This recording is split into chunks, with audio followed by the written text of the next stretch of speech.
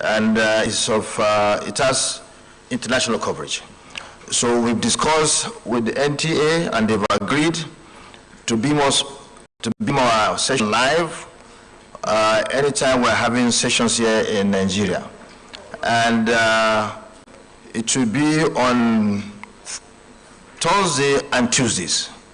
So it will be all what we do here from today will be beamed live internationally. Wherever you are, you can watch it, not only in West Africa, all over the world, we can be watched live. And beside that, any other session we hold outside of Thursday and will also covered, and it to be shown.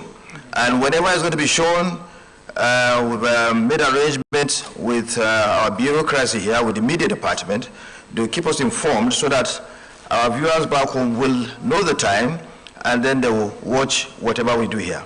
And going forward, I'm still discussing with them that even if we are not holding sessions here, maybe it's another session outside Nigeria, they should also be able to get there and cover us.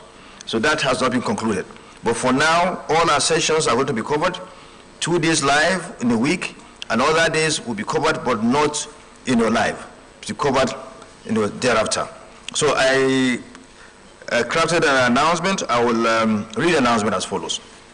The Nigerian Television Authority will this morning commence the airing of our proceedings live.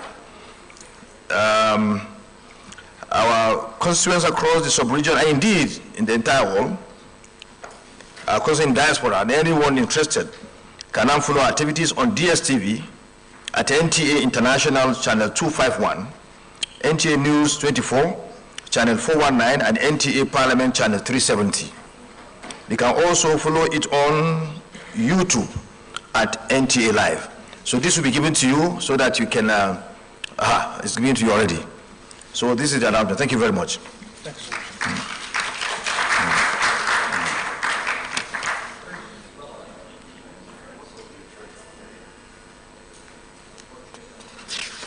There's a tag up there. Okay. Honourable members of Parliament, dear colleagues, the agenda of the plenary sitting of today, Thursday, the 18th day of July 2024, is devoted to the following item. Interactive session organized by Parliament and its partners. Honourable members received separate requests from the International Human Rights Commission, IHRC, and the Center for Humanitarian Dialogue, HC, to make a presentation to the plenary on the work they do. In so doing, I now give the floor to the representatives of the above-mentioned organizations to make their presentation. And the time allocated to presentation is 20 minutes each. Abukoni, you want to say something? Yes. You have the floor. So.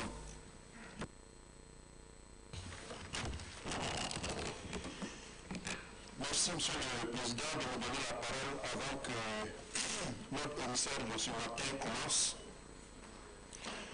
Monsieur le Président, ça va être... Excusez-moi.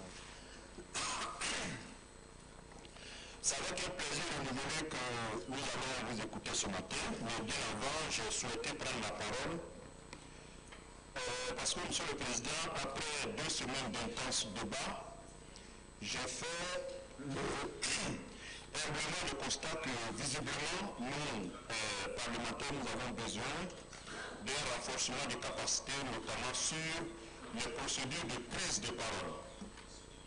Je le dis parce que, Monsieur le Président, à maintes reprises, nous avons vu qu'il y avait des interventions totalement contradictoires. Il suffit qu'on lève le chevalier et qu'on dise motion. Le type d'émotion, vous l'interrogez et il dit tout sauf une motion. Je pense que nous avons besoin, en tout cas, d'une séance de renforcement des capacités, comme je l'ai indiqué, sur spécifiquement la prise de parole. Quand on veut annoncer une motion, je pense qu'on doit préciser la motion. Et en tout cas, je pense que à maintes reprises, on a vu des députés parce qu'il y a un autre député qui a parlé et qu'on a envie de réagir, on dit motion. On vous donne la parole, vous dites tout sauf une motion. Je voudrais vraiment m'arrêter là et vous remercier pour votre leadership, Monsieur le Président.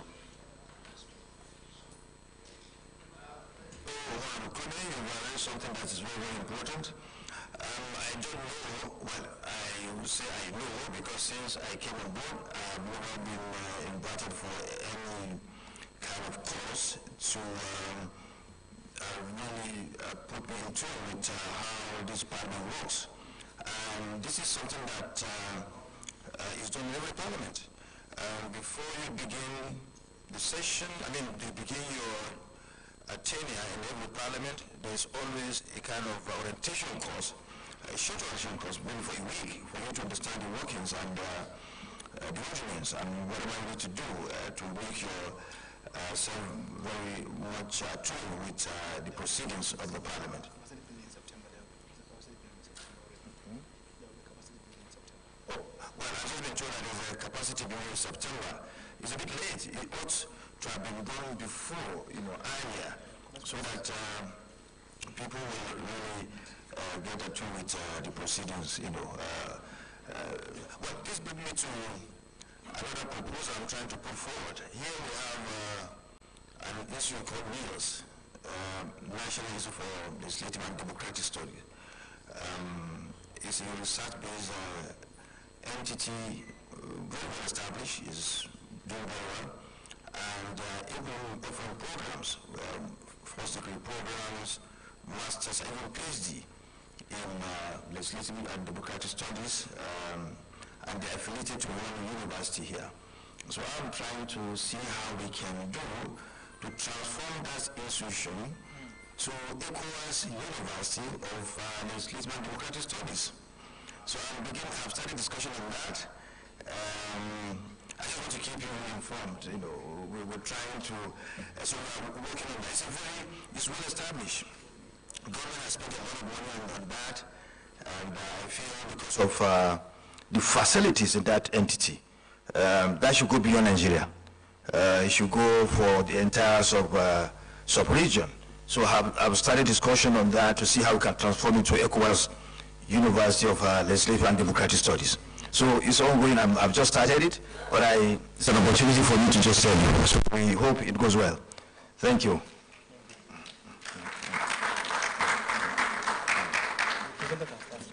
So the presenter, you can start.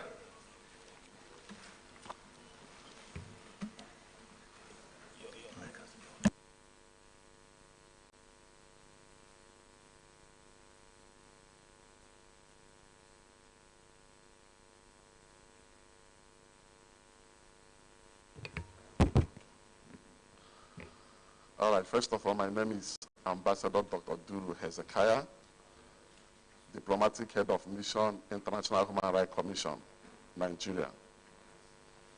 Honorable Speaker, ECOWAS Parliament, Honorable Deputy Speakers, ECOWAS Parliament, members of the Parliament, ladies and gentlemen. I'm here today to present a topic or an issue which I believe all of us know. We are aware of it, we know about it, but we keep talking to see how we can bring change in Africa. And the topic of today is going to be human rights in Africa. The human rights situation in Africa. What are we going to do to see how we can reduce the violation of human rights? First of all, I want to introduce my organization, International Human Rights Commission. We are a transnational organization. We are a transnational organization, a dynamic force in the arena of global security, economy, and diplomacy, guided by the Vienna Convention of 1961, 1975, and 1986. And confirming international organizational agreements. Our organization is registered as International Human Rights Commission, IHRC Corporation, owner of Interpol Center, USA, enabling us to protect human rights and collaboration with law enforcement agencies in addressing various global issues, such as locating missing child, protecting women, combating child abuse, corruption, and human trafficking. I also wanted to know the International Human Rights Commission is headed by a Secretary General, Professor H.C. Rafa Masin Wasik. He's a man that is highly deeply rooted and committed to safeguarding and advocating human rights on a global scale. All right, because of the time given to me, I wouldn't want to waste your time in introducing international human rights. Let me go straight to the point. Please move to the overview of human rights in West Africa. Good. The region of West Africa is an area teeming with a plethora of diversity, culture, and history that spans across the ages. Yet, amidst this rich tapestry lies a dark shadow cast by a multitude of human rights violations that relentlessly afflict the lives of countless individuals. The spectrum of abuses ranges from the insidious grips of political repression and discriminatory practices to the pervasive scourge of gender-based violence, terrorism, and insecurity, and the stark reality of limited access to essential services. In the intricate web of complicity that defines the human rights landscape in West Africa, it becomes abundantly clear that urgent and concerted action is imperative to address these issues. Some of the key primary challenges facing countries in West Africa. I might not go on to explain all of them because of my time. Among them is political repression. Many countries in West Africa have experienced political instability and authoritarian regimes dominating and suppressing dissent among their citizens. This repressive government violates the basic rights of their people, leading to ongoing instability and unrest in the region. We have witnessed so many of this in Africa. We have seen a scenario where a government wants to stay perpetuity. They don't want to leave. They don't want a change, when we know that change is what is constant in the world, in everybody. But we have witnessed a lot of violation, human rights violation, because of political repression. Gender-based violence, another critical issue affecting human rights in West Africa, is gender-based, which particularly affects women and girls who are subjected to high level of abuse and assault. This includes domestic violence, sexual harassment, and harmful traditional practices that perpetuate gender inequality and discrimination. I'm sure we can see it's highly prominent in Africa, and yet nothing is being done about it. And that's why we are coming here to present these issues. Lack of access to essential services. Education and healthcare remains a significant challenge for a large portion of the population in Africa. The lack of quality education and healthcare services contribute to the scale of poverty and inequality in the region, with many individuals unable to reach their full potentials to limited opportunities. You keep asking, what are our elected politicians, what are they doing? When you get to the villages there, you will see what is suffering. In fact, a beggar in the town is a millionaire compared to what we see in the villages.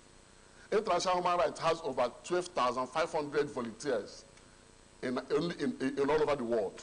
In Nigeria, we have over 1,500 volunteers that goes to the nitty-gritty, go to the villages to see what people are passing through. And it seems as if that we don't have a government. It seems as if we don't have representative in government. We have people in government that are supposed to tell the government what is happening in the villages, but nobody. They are just alone. And that is why we are here to draw your attention to what is happening. As if we don't have a body. And yet we have bodies, we have organizations, we have governments that are supposed to cater for the people. Terrorism and insecurity. In West African state, terrorism and insecurity clearly has a very real and direct impact on human rights, with devastating consequences for the enjoyment of the right to life, liberty, stability, and regional development. For instance, during the first half of 2023, West Africa experienced over 1,500 terrorist attacks, resulting in nearly 4,600 deaths. This attack has dire humanitarian consequences. It's worthy of note that the level of hunger and starvation within our region is not only attributive to government policies, but also terrorism and insecurity. Do you know that people in Africa will have a lot of mineral resources? We are known for farming, but these days people don't go to farm. Because we have heard cases where people went to farm and they were slaughtered there. Nobody goes to farm again. Today, Nigeria, especially Nigeria, we are complaining about hunger. This is where we are, so we know what is happening. The high rate of inflation, hunger, high rise of price of goods. Why? Because people don't go to the village again to bring in this food for people to eat. When you go to the farm, the next thing, the person is gone. Terrorism, banditry, everywhere in Africa, especially in my country, Nigeria. Discrimination and marginalization. The discrimination and marginalization of ethnic and religious minorities are prevalent in Africa. Of course, we know what is happening here. If you don't belong to this group, you are in trouble. In fact, you cannot even invest in a certain region because you are not from that region. The marginalization is so much. Lack of, okay.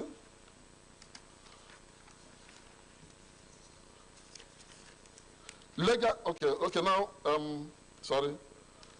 Let me move into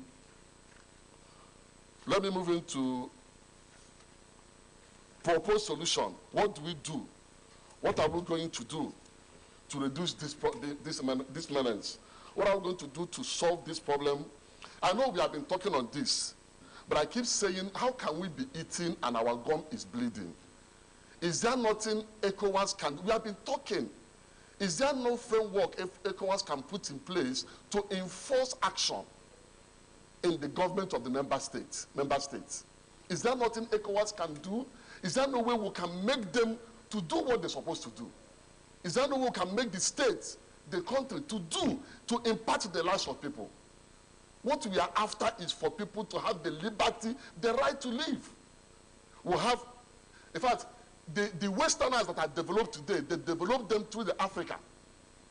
They come here, they carry our resources, they go there, they develop. Is there nothing we can do to make sure that we are also there? How long shall we continue to be the lowest in Africa? Legal framework, promotion of gender equality, enhance access to justice.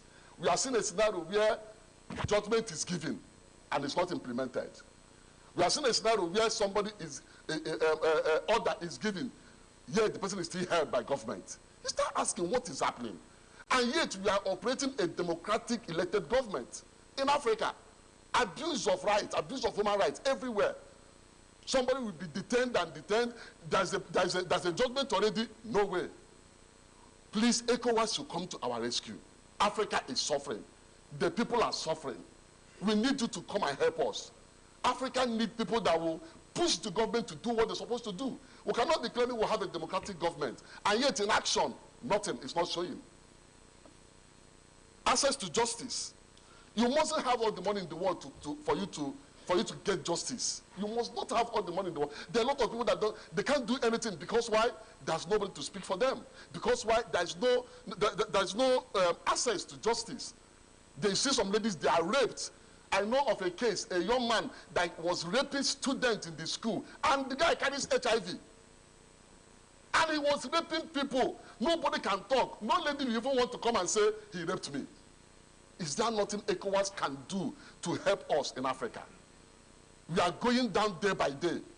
All the technological input and all that, they are not showing. And that is why you see the migration. Everybody wants to go over there, want to go to Western world. And there, they are treating us with disdain, as if we are nothing, because everybody wants to go and live their life there. All right. Building partnership. Collaboration with civil social organizations, international partners like ours, and other stakeholders is essential in addressing human rights challenges collectively and effectively. Collaboration among these entities is paramount in ensuring the protection and promotion of human rights within the region. Regional and intergovernmental cooperation, this is very, very key. We ECOWAS, and yet we can't work together. You must pay through your nose. You must be scrutinized. In fact, when you go to another ECOWAS country, they will treat you as if you are not even a member. I said, what is going on? Human Rights Commission, International Human Rights Commission, advocate for regional and intergovernmental cooperation to address human rights issues effectively in combating terrorism, which sit prominent as one of the drivers of insecurity in West Africa. Regional cooperation thus plays a crucial role, which by all standards creates an environment where human rights are protected. Effort to address these challenges require international cooperation and coordinated action. IHRC advocacy in human rights in Africa. We have done a lot, though what we have done, we still need to do more. Because we need to do more so that people can feel, especially the people in the rural areas, they can feel the impact of government. They can feel that they have the right to live like others, the way we are living. In the pursuit of human rights advancement in Africa, the International Human Rights Commission is actively involved in advocating for human rights across Africa, with a focus on various key issues. Some of the highlights of IHRC advocacy in Nigeria, West Africa include, in Nigeria, advocacy for human rights education in school system across Africa. That's what we are doing. Even in Abuja, we have some people we are giving scholarship. We have a lot of people we have empowered to see how they can succeed like others. Protection of vulnerable population, which led to IHRC forming a partnership in a signed memorandum of understanding with the National Agency for the Prohibition of Trafficking in Persons, NAPTIP, and a working cooperation with National Institute for Peace and Conflict Resolution, Federal Road Safety Corporation, Federal Ministry of Justice. There's a book I wrote recently, last year. I will present that book to Honorable Speaker. Okay, International Law and Comparative Department and the Nigerian Police in an effort to strengthen dialogue. IHRC, in a bid to promote democracy and good governance, has established cooperation with Electoral Commission in some West African countries like Nigeria, Ghana, Gabon, VED, and Cote d'Ivoire, monitoring elections and ensuring citizens' involvement in election as a civic right. Initiation and execution of educational support projects. Promoting access to justice. IHRC work to promote access to justice for all individuals in Africa, advocating for fair and impartial legal system that uphold human rights and the rule of law. I was opportune to visit, to be in some police cell in Nigeria, and correctional centers. I know how many people we have been able to free. You see somebody that is kept for long just because of 50,000 naira. You start asking what is going on. I know somebody that will say, please let him go because of 9,000 naira. So we have a lot to do. In fact, we need to visit these people to see what they are passing through. You see somebody that has been given a bail, he cannot fulfill the bail condition, and nobody is there to speak for the person. A lot needs to be done. And that is why we want to draw your attention today to see how you can help us in Africa. Let there be a framework that can be able to make the government obey certain rules and regulations. Make the government see the people, not only when they need election, not only during election that will become friends. After election, will become enemies. You can't even wave, say, if you wave, you're in trouble. Promoting access to justice. By fostering this partnership, IHRC aim to foster human rights mechanism, enhance accountability, and uphold international human rights standards in Africa. In conclusion, our discussion on the pressing human rights situation in Africa, it is imperative we reflect on our current status as developing nations, to uphold our culture, values, and heritage, and to address the widespread hunger and malnutrition within our borders. The cycle of oppression instigated by authoritarian leaders, inadequate policies, unfunded education and healthcare system poses a risk to the future of Africa. Hence, the foundation of the actualization of our basic human rights as Africans anchors now on our readiness to see the Africa in us. Judge our journey thus far and act accordingly. Therefore, it is necessary that immediate action is taken and cooperation is fostered on both the national and regional stages. As representative of ECOWAS Parliament, we must champion the defense and advancement of human rights within our borders, likewise throughout the wider region, through joint effort and steadfast commitment to integrating human rights considerations in our policies. Please take note, to integrate human rights considerations in our policies and initiative as enshrined in the Universal Declaration of Human Rights. We can pave the way for a future that is characterized by fairness and equity for every individual in Africa. Let us also remember that what we do today, we do for the generation. Thank you.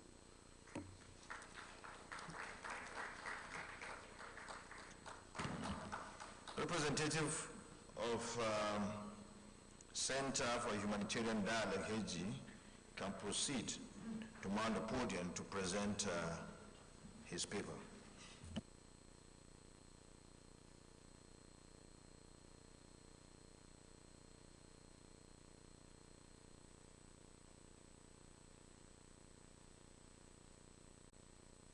You have 20 minutes, please. 20 minutes.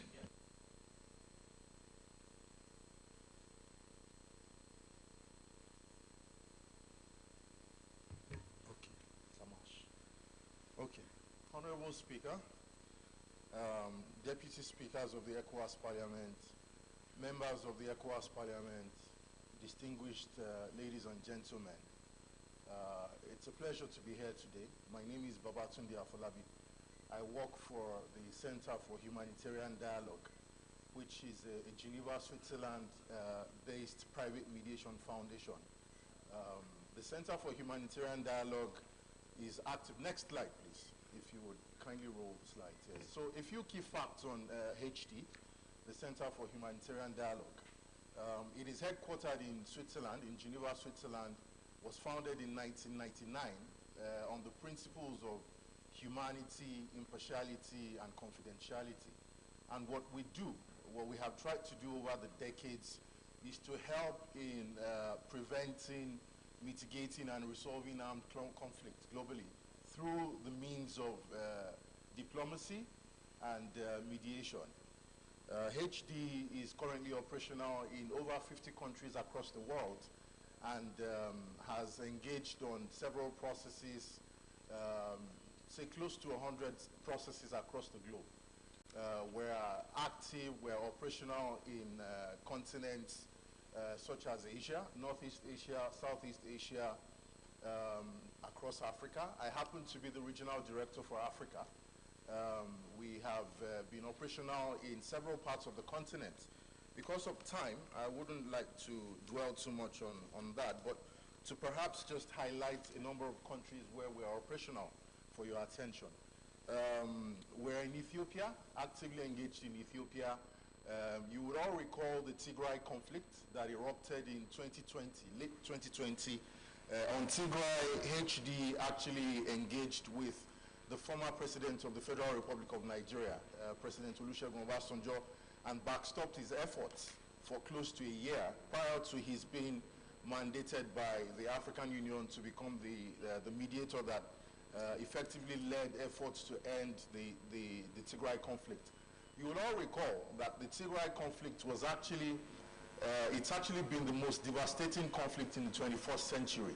It is not as widely reported as the conflict in Gaza, Ukraine, etc. But if you look at the human fatalities, the casualties that have evolved from Tigray, you have over 600,000 human beings killed.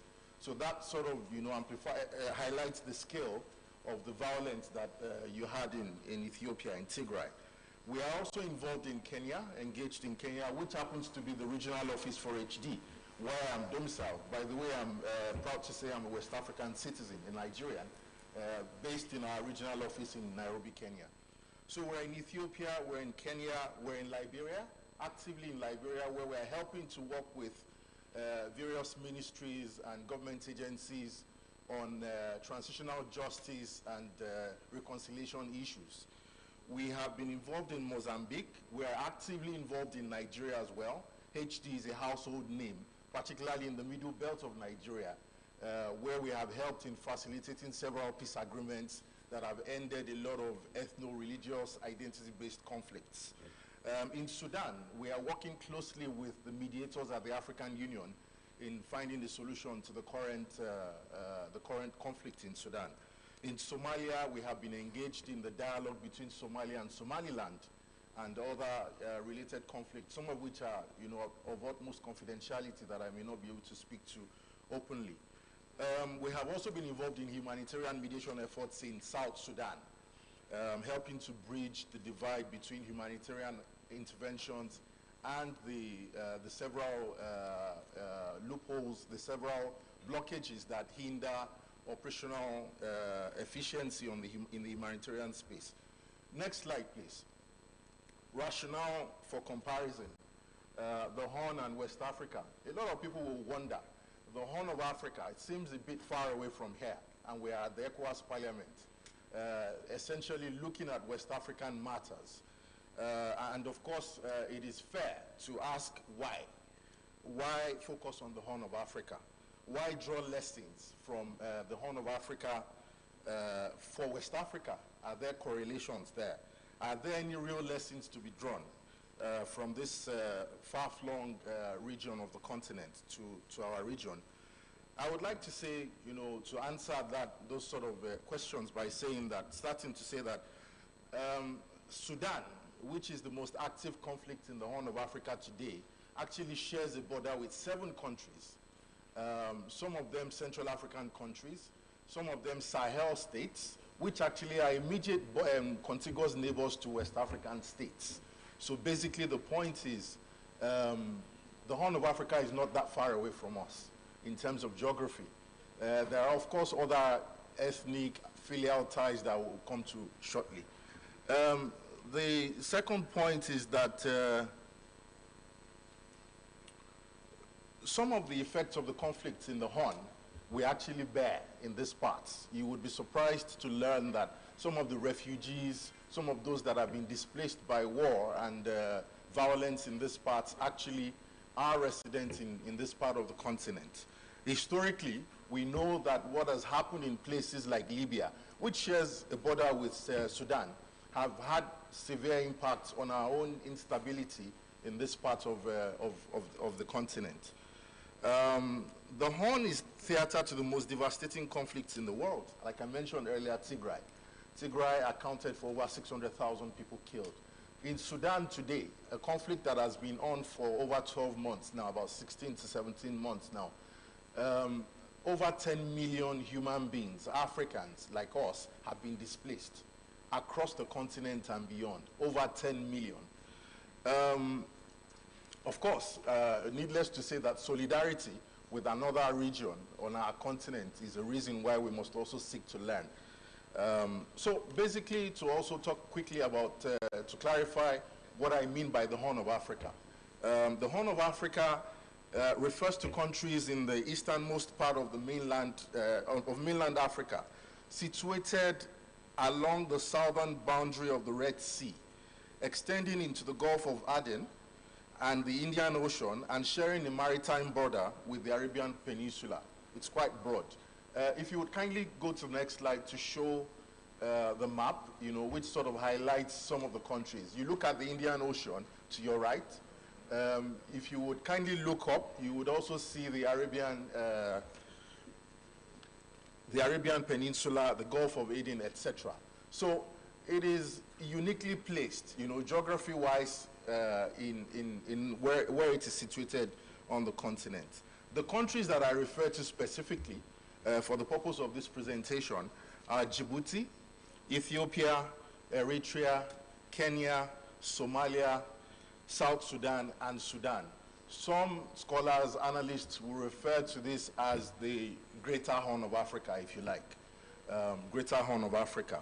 These countries share ethnic and linguistic affinities, and the main groups are the Cushitic-speaking Cushitic people, traditionally situated in the lowlands of the Horn, and the Ethio-Semitic-speaking Ethiopian and Eritrean highlanders situated in the highlands. So effectively, geographically speaking, the lowlands and the highlands of that stretch of our continent. Peculiar characteristics of the Horn of Africa. I will go very quickly. I know that we don't have a long time to present. To highlight firstly, the first point on that, on the peculiar characteristics of the Horn, is that the Horn is a victim of its unique geography, making it vulnerable to geopolitical and geostrategic machinations from outside, as well as contestations within. So you have a part of the continent that is bordering, for example, the Red Sea, is also very close to the Arabian Peninsula.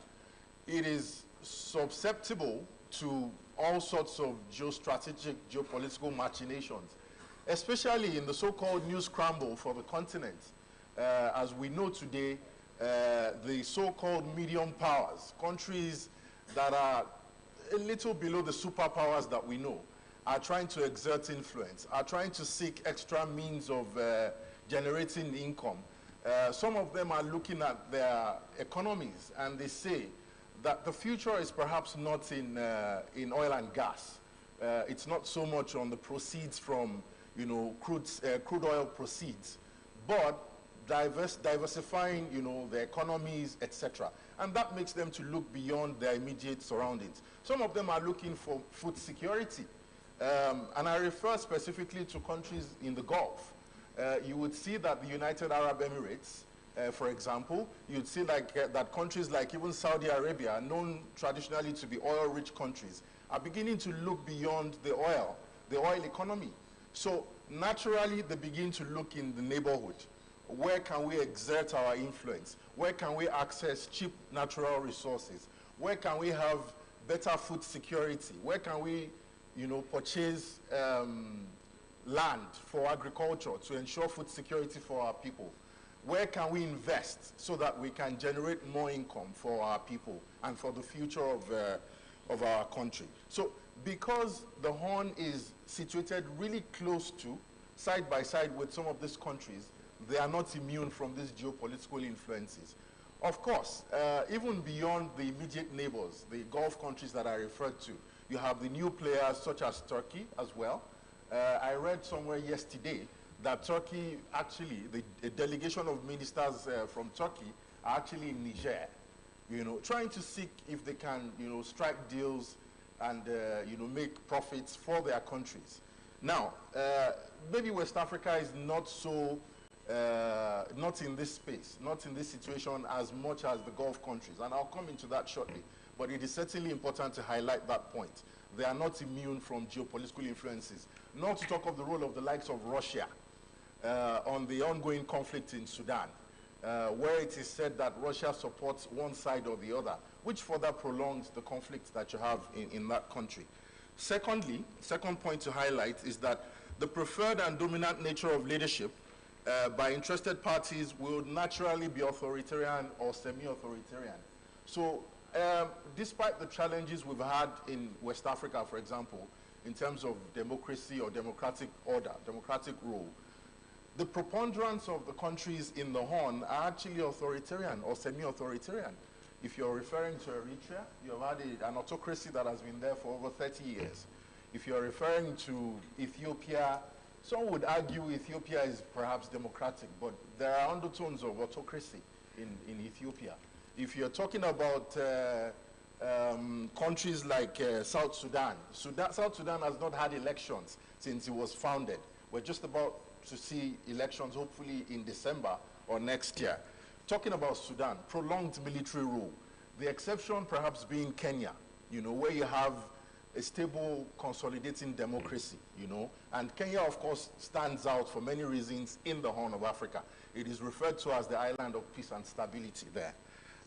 So basically the point is the standard, if you like, in those parts is you have authoritarian, semi-authoritarian governments in place there. And of course, we know what this also means for social justice and its impact on, you know, stability within, which of course can impact from also the outside the shores of the country. The third point is that the desperate nature of politics partly accounts for the scourge of conflicts in the region. So beyond the influence, beyond the interest of the actors that are without, the ones that I referred to earlier, there are always contestations, there are always conflicts between the countries. We don't have that in West Africa. I think we're blessed not to have countries sponsoring conflicts, in neighboring countries. There is a collective security approach. There is a fraternity that exists between West African states. You don't have that so much in the Horn of Africa. As I put it somewhere, where I presented a paper recently, everyone is in everybody's business in the Horn of Africa.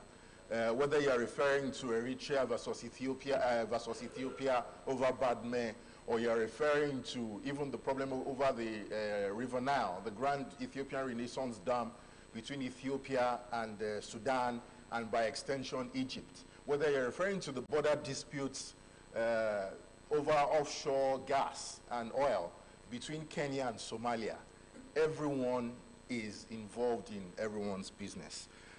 Fourthly, there is no meaningful collective security approach in the Horn of Africa.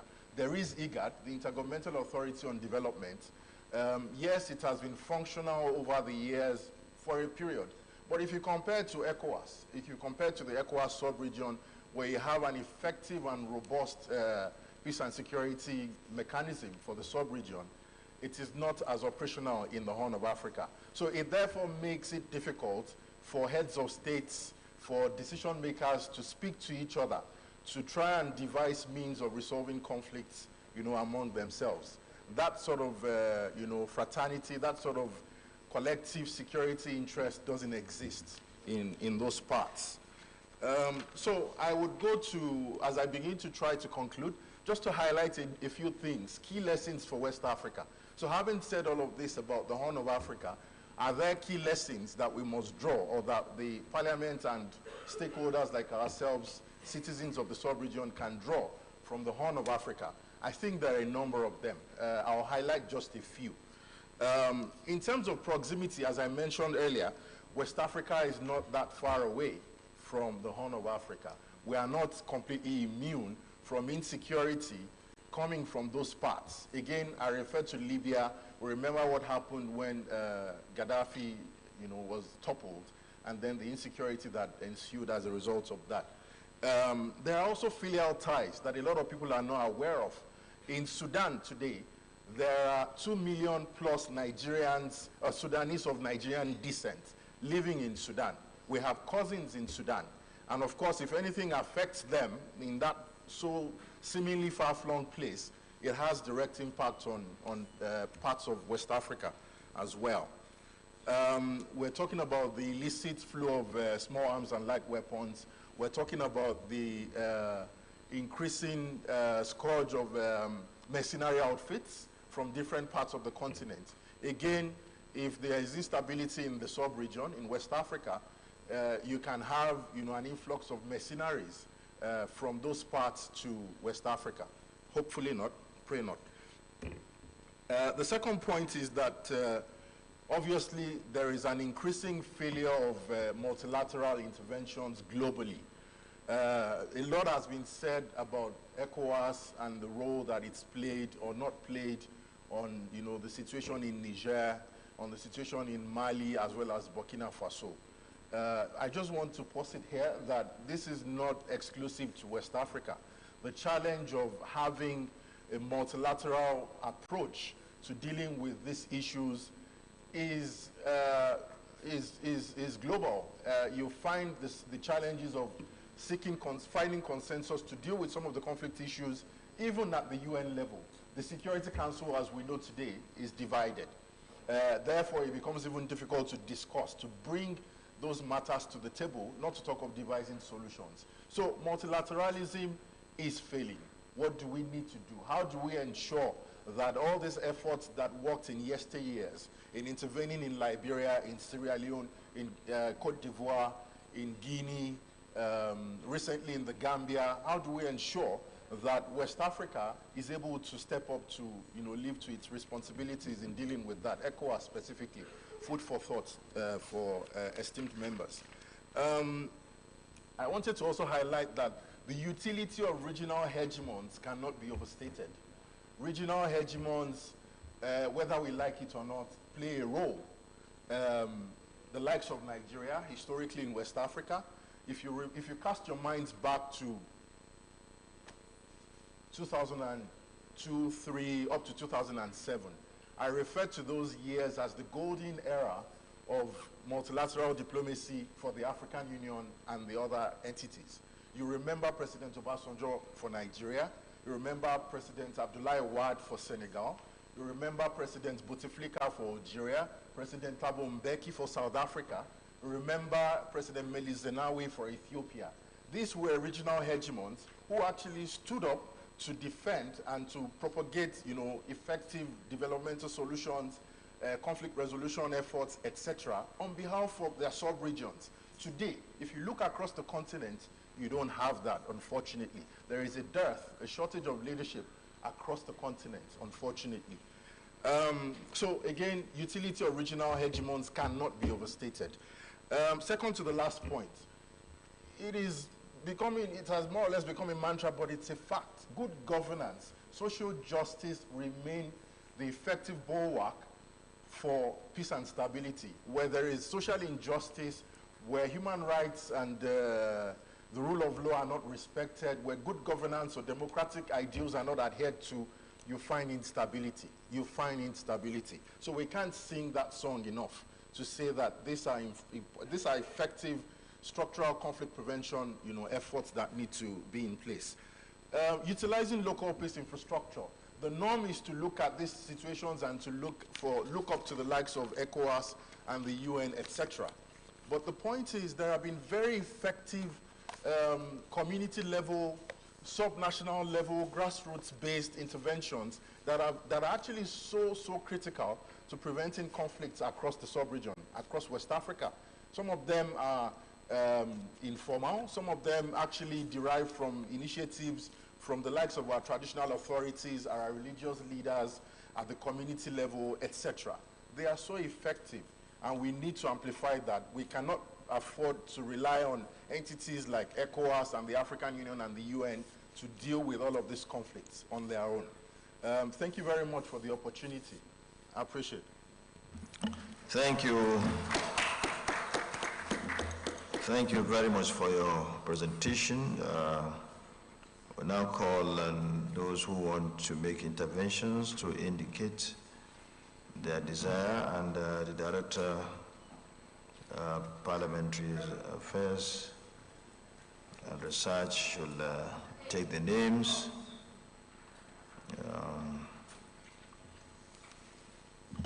Director, who is number on your list so that we don't waste time? No, who is number one on your list? Who is number one?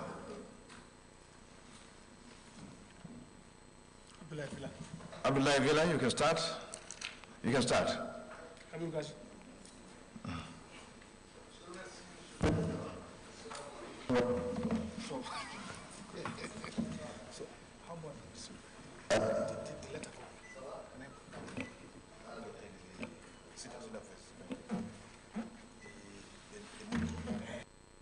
Hello. Assalamu alaikum wa rahmatullah. Monsieur le Président, je voudrais dire avec plaisir que je participe à ce panel à raison de l'intérêt que suggèrent les thématiques qui sont abordées par nos deux brillants communicants. Je voudrais les féliciter, mais les avertir d'emblée que je vais avoir une démarche très provocatrice, parce que je veux que nous aboutissions à quelque chose. Premièrement, après vous avoir félicité, après m'être réjoui de ce que nous soyons ce matin réunis pour parler de ces thématiques extrêmement importantes, je voudrais que vous complétiez vos présentations. Le premier nous dit, je suis docteur. Docteur en quoi? J'aimerais bien savoir. Le deuxième partagera avec lui la question que je vais poser. selon vous, qu'est-ce que le Parlement de la CEDEAO peut faire avec des organisations comme vous, des acteurs comme vous, concrètement sur le terrain? Fini les théories, fini les bavardages. Tout ce que vous avez dit, chacun d'entre nous le sait dans son quartier, dans son parti politique, dans son pays. Alors, aux actes. Vous nous venez dans un contexte où notre communauté, la CEDEAO, fait face à des difficultés. Le regard de l'extérieur, la perception que les citoyens de la communauté ont de notre espace communautaire n'est pas très valorisante. Et Dieu sait que chacun d'entre nous ici, dans le secret de ses analyses, de la solitude véridique, reconnaît certaines critiques qu'on est en train de faire sur la CEDEAO. Il est vrai que dans beaucoup de pays, il n'y a pas de démocratie, dans beaucoup de parlements, il n'y a pas de débat. C'est pourquoi au niveau du Parlement, de la CEDEAO, comme des gens viennent de pays différents, de partis différents, de formations différentes, quand les gens prennent la parole, c'est une levée de bouclier. Ce que je veux dire, c'est,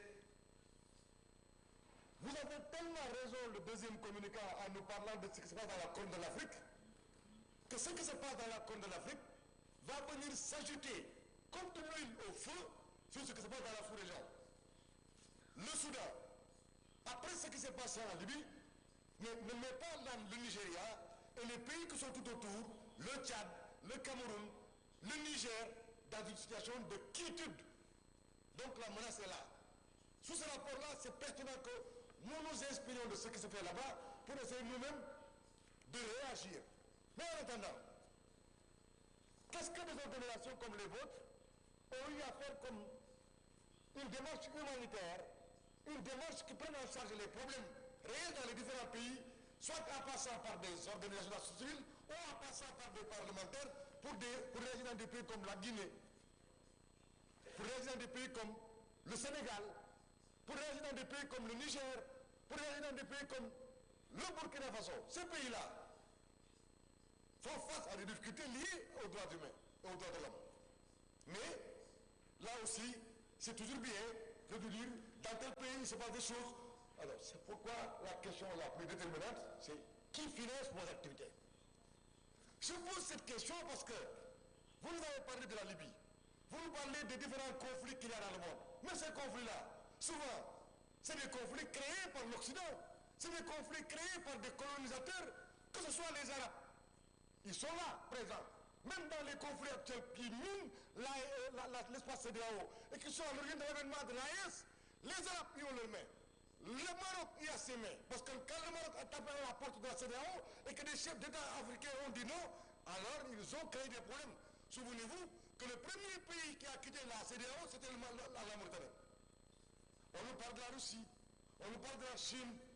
Et alors, nous, on fait comme si c'est simplement des questions de droits de l'homme, de droits humains, d'accès au savoir, d'accès à la technologie, d'accès à la santé. Non. Balle à terre. Nous avons aujourd'hui l'obligation, le devoir moral et historique d'arrêter de pointer du doigt l'Occident. Et nous-mêmes, en nous remettant en cause, de prendre à bras le corps nos problèmes de pays.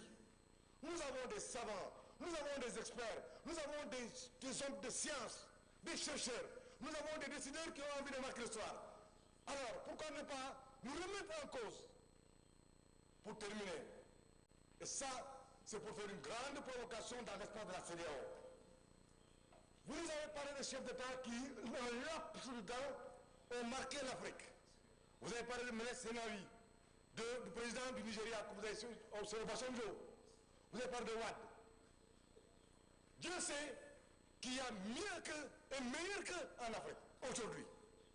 Mais le problème, c'est ce crime contre le développement des pays sous-développés qui se développe à travers la limitation des mandats.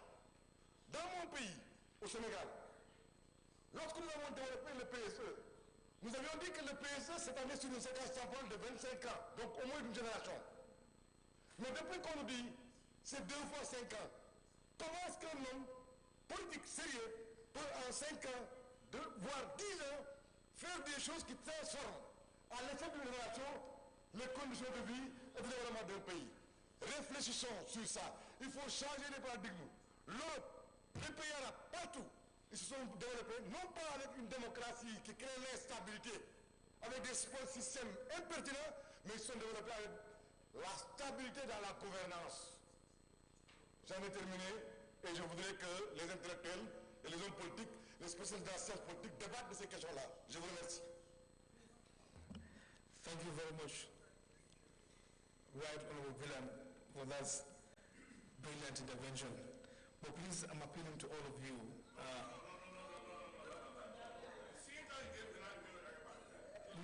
I'm coming. The reason why, I'm coming. When I assume the seat already, the first deputy speaker has already given, and he hasn't made any ruling to that.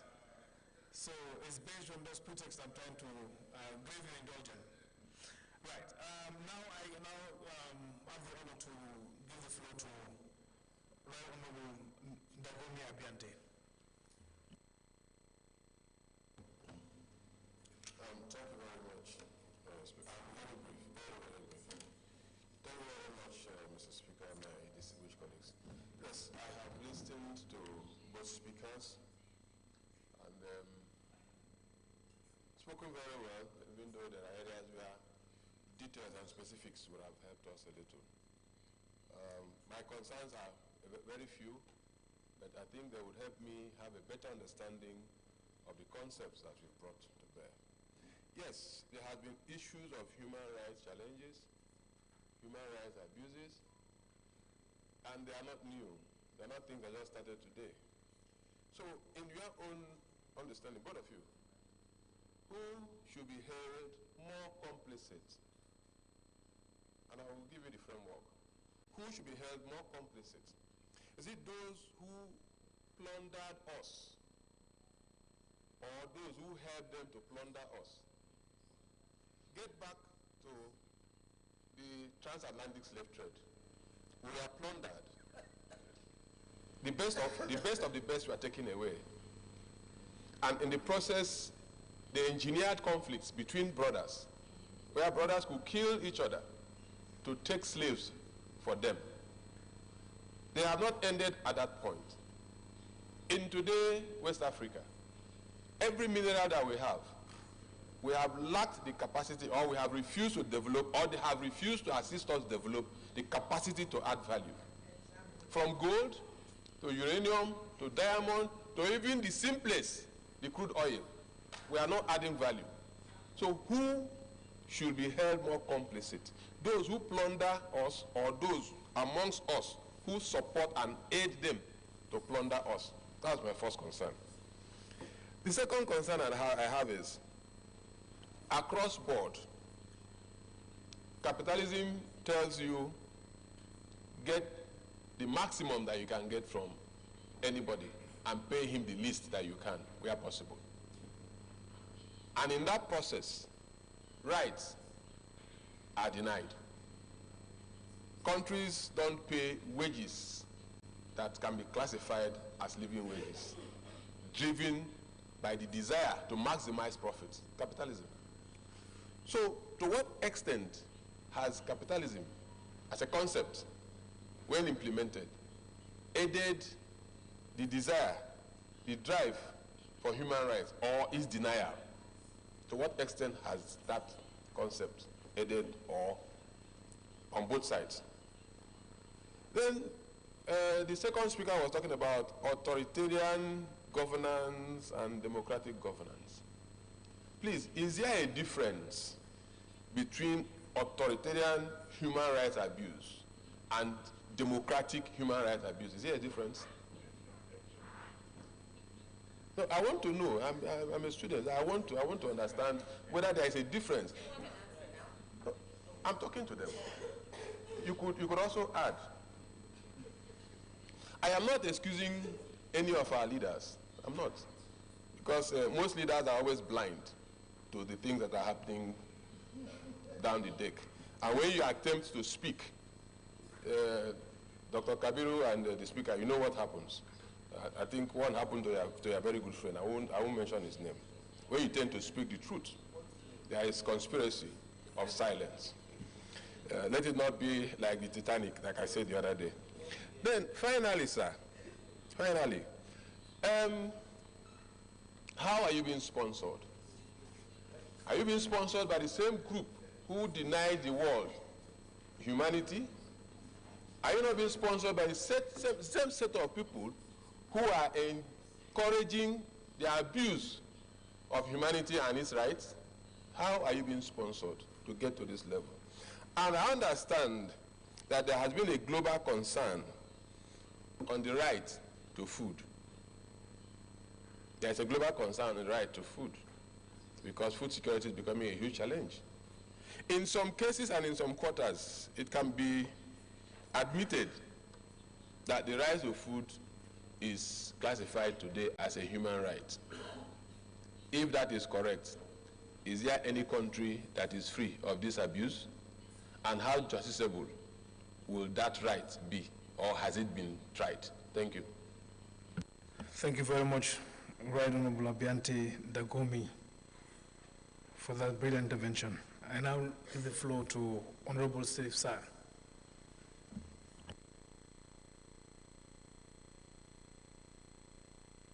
Thank you very much, Honorable Speaker. And thank you very much to the two presenters. Honorable Speaker, I think I want to ask questions to the two presenters, starting with both of them. I think they can share the same questions. One is about the human rights and also the conflict in the sub-region. I know before they come in, with their laws and everything, they gave us a constitution to say you have to work this way. They prepare, they use the word democracy and give it to us.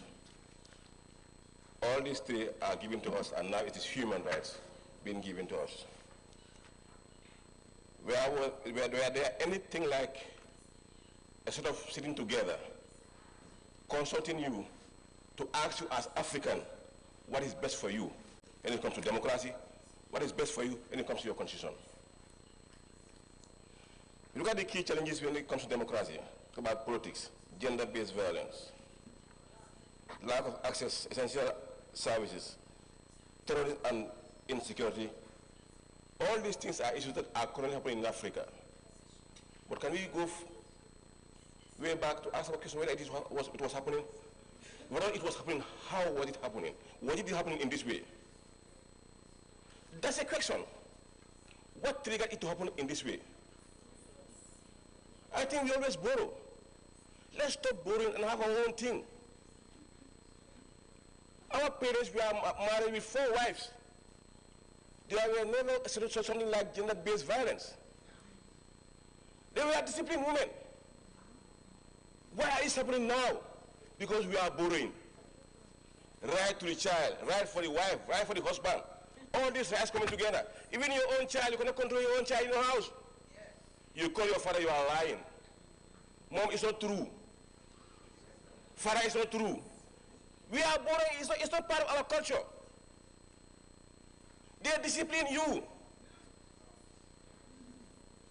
They tell you what to do. In our own Gambia, there were times when they take you in the bush for a month to train you what? Discipline. They circumcise you and train you discipline. How do you sit before you eat? How do you talk to elders? If your mother looks at you right in your eyes, you know what she is saying. Now it's human rights. Your mothers we have to stop to talk to you. Your father also the same thing. Till when?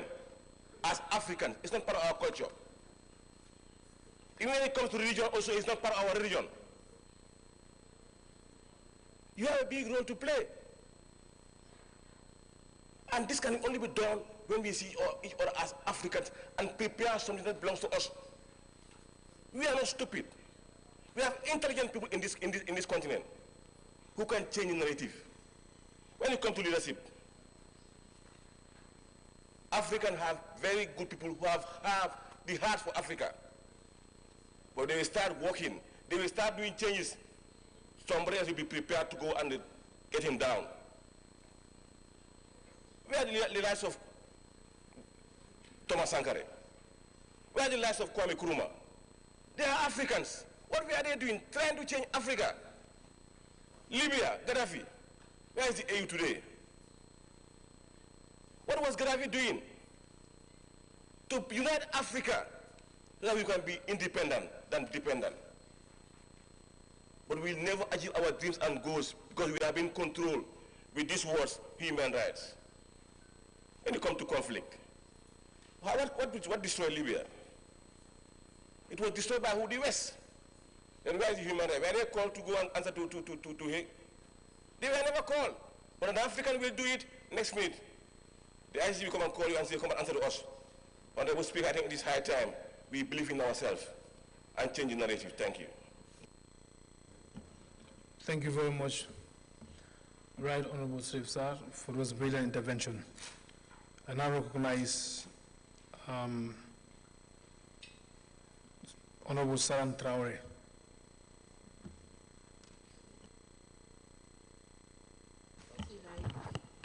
Merci, Monsieur le Président, pour la parole. Bonjour à tous et merci aux présentateurs de ce matin. Alors, moi, je me réjouis déjà que nous puissions prendre les violences basées sur le genre comme étant une violation des droits de l'homme. Par ailleurs, la proposition de solution que vous nous avez faite dans le document ne répond vraiment pas aux violences basées sur le genre. Pour nous, nous devons faire en sorte que les personnes qui sont victimes de ces violences soient déjà encouragées à d'abord dénoncer, ensuite être protégées et être accompagnées. Vous avez parlé de justice et les permettre, même s'il y a possibilité qu'on puisse porter qu'on puisse porter plainte, qu'on puisse les accompagner. Parce que ce n'est pas tout le monde qui connaît ses droits dans ce sens. Et même s'ils le savent, souvent, vous l'avez dit, la justice c'est fait pour les riches. Et les personnes qui sont souvent victimes de ces VBG sont des personnes qui n'ont pas les moyens, par exemple, de prendre en charge les frais de justice. Donc, pour moi, c'est aussi une contribution que j'apporte au niveau de la proposition de solution que vous avez eu à faire dans le document que vous nous avez présenté. Le conflit au Tigré, moi, cela m'interpelle, qui a eu des conséquences justement très néfastes et qui continuent d'ailleurs à l'avoir. Il y a eu des milliers de morts, des millions de déplacés. Mais je voudrais comprendre, vous en tant qu'ONG qui travaille dans le compte de l'Afrique et sur ces questions, est-ce que vous avez un mécanisme pour faire retirer au Premier ministre éthiopien le prix Nobel de la paix qu'il avait reçu en 2019? Parce qu'il a reçu le prix Nobel de la paix et pendant ce temps, il est en train de faire la guerre dans son pays. Donc cela contrastait avec ce qui se passait. Donc cela veut dire quelque part que vous avez un prix et puis de l'autre côté, vous faites la guerre, vous faites tuer vos populations. Est-ce que quelque part, l'Occident qui lui donne ce prix de la paix n'est pas en train de l'encourager à continuer à faire cette guerre? Vous, en tant qu'ONG, est-ce que vous n'avez pas de mécanisme justement pour retirer ce genre de prix lorsque nous savons qu'il ne répond plus aux normes de la paix? Donc, ce que je voulais savoir. Je vous remercie. Merci beaucoup, Honorable Saran Traoré, not for intervention. Thank you very much. I now recognize Honorable Dr. Orlando.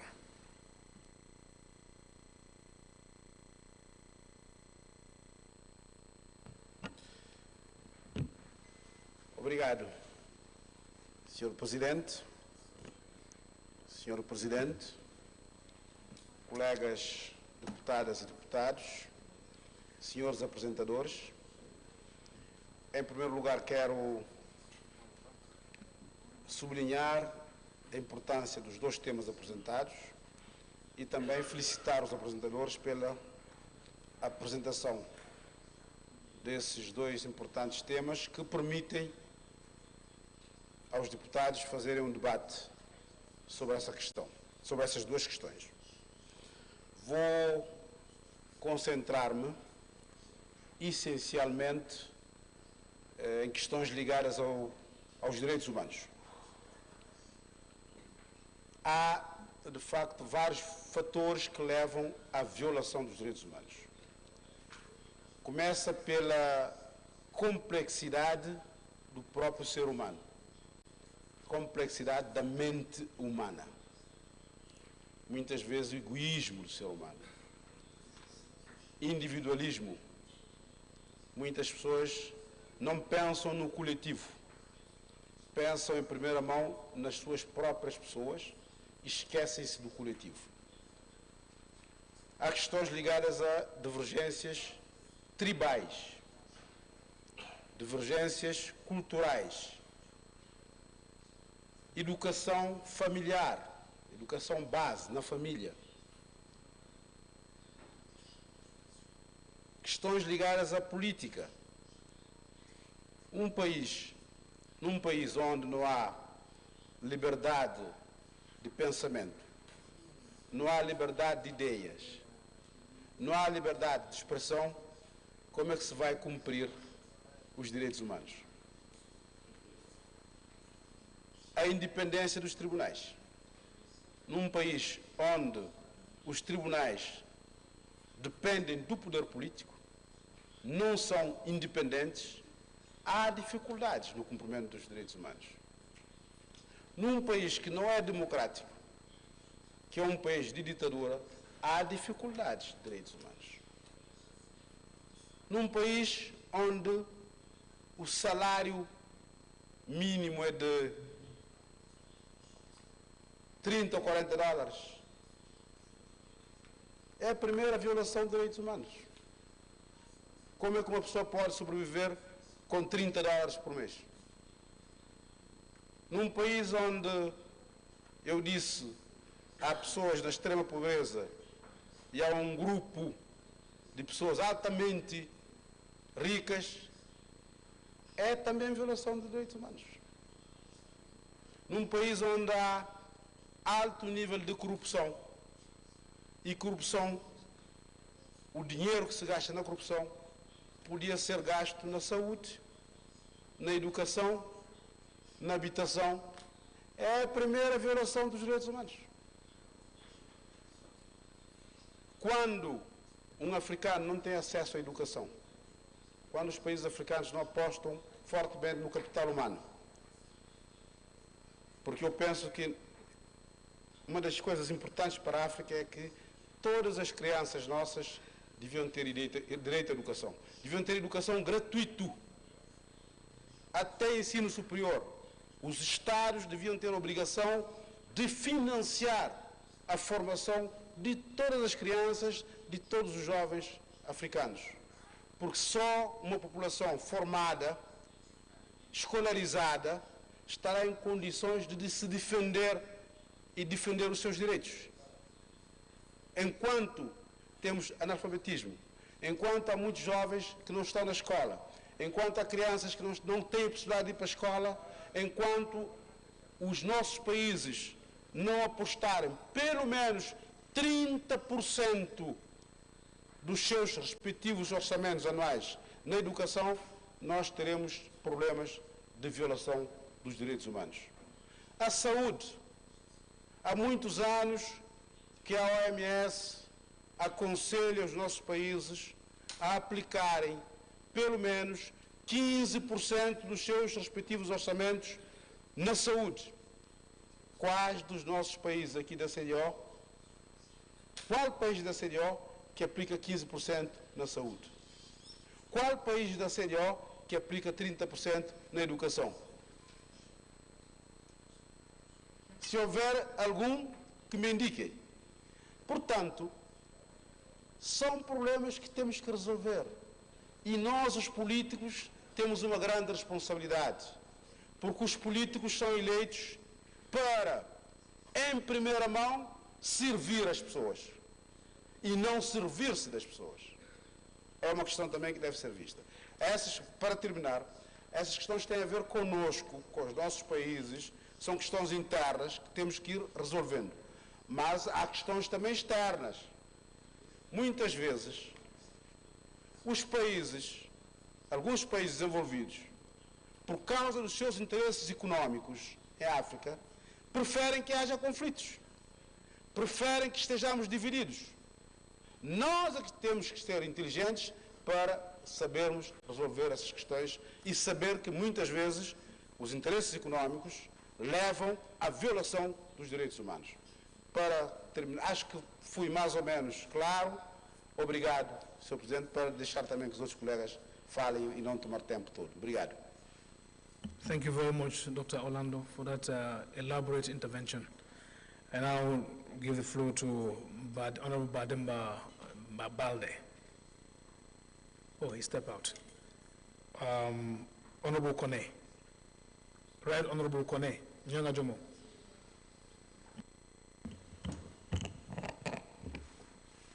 Merci, Monsieur le Président, de m'avoir donné la parole. Je voudrais, Monsieur le Président, revenir à la question posée par notre collègue Villan, qui malheureusement n'est plus dans la salle. Je trouve que c'est une question sur laquelle il faut effectivement inviter les intellectuels, les parlementaires que nous sommes, à encore réfléchir. La question de la limitation des mandats.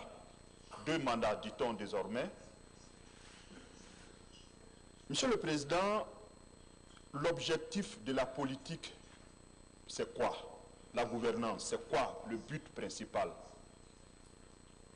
Monsieur le Président, sur le but principal de la gouvernance, c'est la transformation des conditions, l'amélioration des conditions des citoyens. Alors, Monsieur le Président, il est vrai, et je rejoins le collègue Villan pour dire qu'en 8 ans, en 10 ans, il est difficile de changer les conditions, il est difficile de transformer les conditions d'un certain nombre de peuples. Je vais revenir un peu sur le cas de la Côte d'Ivoire. Je pense que c'est un avant-goût déjà du débat de demain. Monsieur le Président, en 2011, quand le président Ouattara venait au pouvoir, le PIB en 2011 était de 12 000 milliards. Mais en 2023, nous sommes à environ 48 000 milliards. Je ne sais pas si vous voyez la différence. C'est-à-dire qu'on a quadruplé. Le budget national en 2011, quand le président Ouattara venait au pouvoir, c'était de 3 000 milliards. Aujourd'hui, nous sommes autour de 13 000 milliards. En 2011 également, le PIB, enfin la dette rapportée au PIB était de 69% en 2011. Aujourd'hui, nous sommes à 58,1%. Dans le domaine de l'éducation, Monsieur le Président, quand le président Ouattara venait au pouvoir en 2011, nous avions 275 lycées. Aujourd'hui, nous sommes à 797 lycées. En 2023, je vais dire, c'est même pas 2024. Nous sommes à 797 lycées. Et sur le plan de l'électrification, l'électricité, le taux de couverture en électricité en 2011 était de 33%. Aujourd'hui, en 2023, nous sommes à 86%, Monsieur le Président. Dans le domaine des routes, je ne vais pas vous bombarder avec tant de chiffres, on va attendre le débat de demain. Dans le domaine des routes, nous avions... Tu dis? Non, non, non. Mais c'est un avant-goût.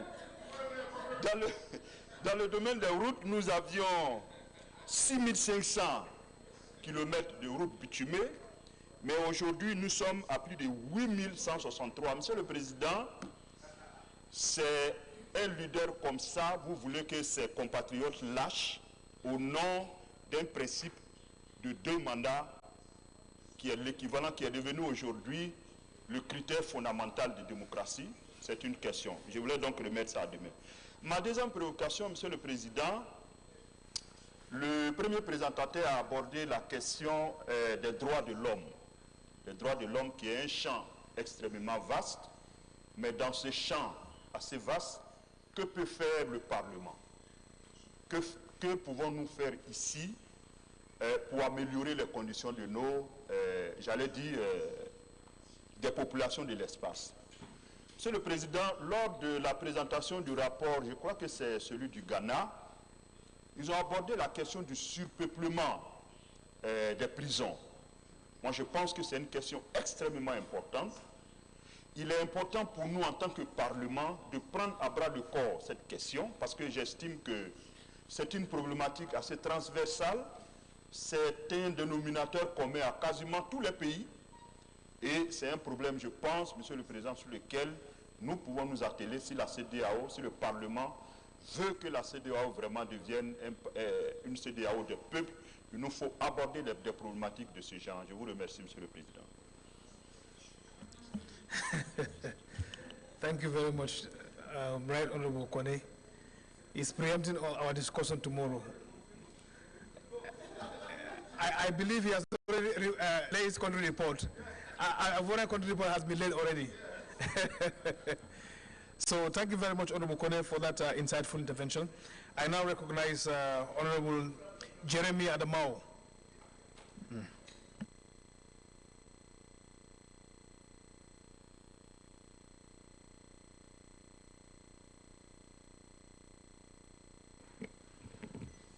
Merci, Monsieur le Président. Je voudrais à mon tour remercier le présentateur. J'ai suivi les présentateurs, j'ai suivi avec intérêt les communications. Et je voudrais intervenir sur la première. Lorsque le thème nous a été communiqué, situation des droits de l'homme en Afrique de l'Ouest, je m'attendais à un certain nombre de détails sur les pays de l'Afrique de l'Ouest, notamment les pays de la CEDEAO. Surtout lorsqu'on lit dans l'introduction les missions de la Commission internationale des droits de l'homme. Mais j'avoue que je suis resté un peu sur ma soif. Je n'ai pas pu avoir tous les détails souhaités parce que, qu'ils vous souviennent, déjà dans le cadrage des rapports pays de nos différents États ici, il y a une rubrique qui est bien réservée à la situation des droits de l'homme. Et je m'étais dit, voilà une institution internationale qui viendra peut-être nous apporter peut-être des différences ou des ressemblances dans ce que nous avons déjà entendu au niveau des rapports pays de certains pays ici. Mais cela n'a pas été le cas pour moi. On a dit simplement qu'il y a eu multitude de violations des droits de l'homme et on a cité répression politique, violence, etc. Pour moi, c'est très peu, c'est moins détaillé et un peu vague et moins précis. Ma deuxième préoccupation, je pense que certains collègues l'ont dit, c'est de savoir le financement de la Commission, comment ça se passe et quel est son ancrage juridique, l'ancrage juridique de la Commission. Et la troisième préoccupation, je suis allé au niveau des plaidoyers et j'ai noté que la Commission a institué un partenariat dans le cadre d'un protocole d'accord signé avec l'Agence nationale de l'interdiction de la traite des personnes et a établi une relation de travail avec l'Institut national de la paix et la résolution des conflits, le ministère fédéral de la justice, la politique nigériane, dans le but de renforcer le dialogue. Et je me suis posé la question, pourquoi spécifiquement le Nigeria? Pourquoi ils ont opté pour le Nigeria dans ce cas et pas un autre pays de la CEDEAO ou de l'Afrique de l'Ouest? Aussi, un autre point, il a été, le présentateur nous a parlé de la promotion de la démocratie et de la bonne gouvernance et a parlé de la relation, de la coopération entre les commissions électorales de certains pays. Et en a cité 4. Le Nigeria, le Ghana, le Cap-Vert et la Côte d'Ivoire. Je voudrais savoir si au niveau des autres États, il y a parfaitement bonne gouvernance et donc il y a la démocratie et la bonne gouvernance dans les autres États de la CEDEAO et donc on n'a pas besoin de faire un partenariat avec les autres commissions électorales puisque nous savons tous que la démocratie est une école et même les pays dans lesquels ça marche très bien, il faut veiller à ce que cela continue parce que ça peut trébucher à tout moment et on en a vu des cas, même des grands États qui ont une vieille démocratie, une vieille et bonne démocratie, mais qui ont trébuché sur le terrain. Merci, Monsieur le Président. Thank you very much, Honorable Jeremy Adamao, for that brilliant intervention. And now recognize Honorable Fanta Conte.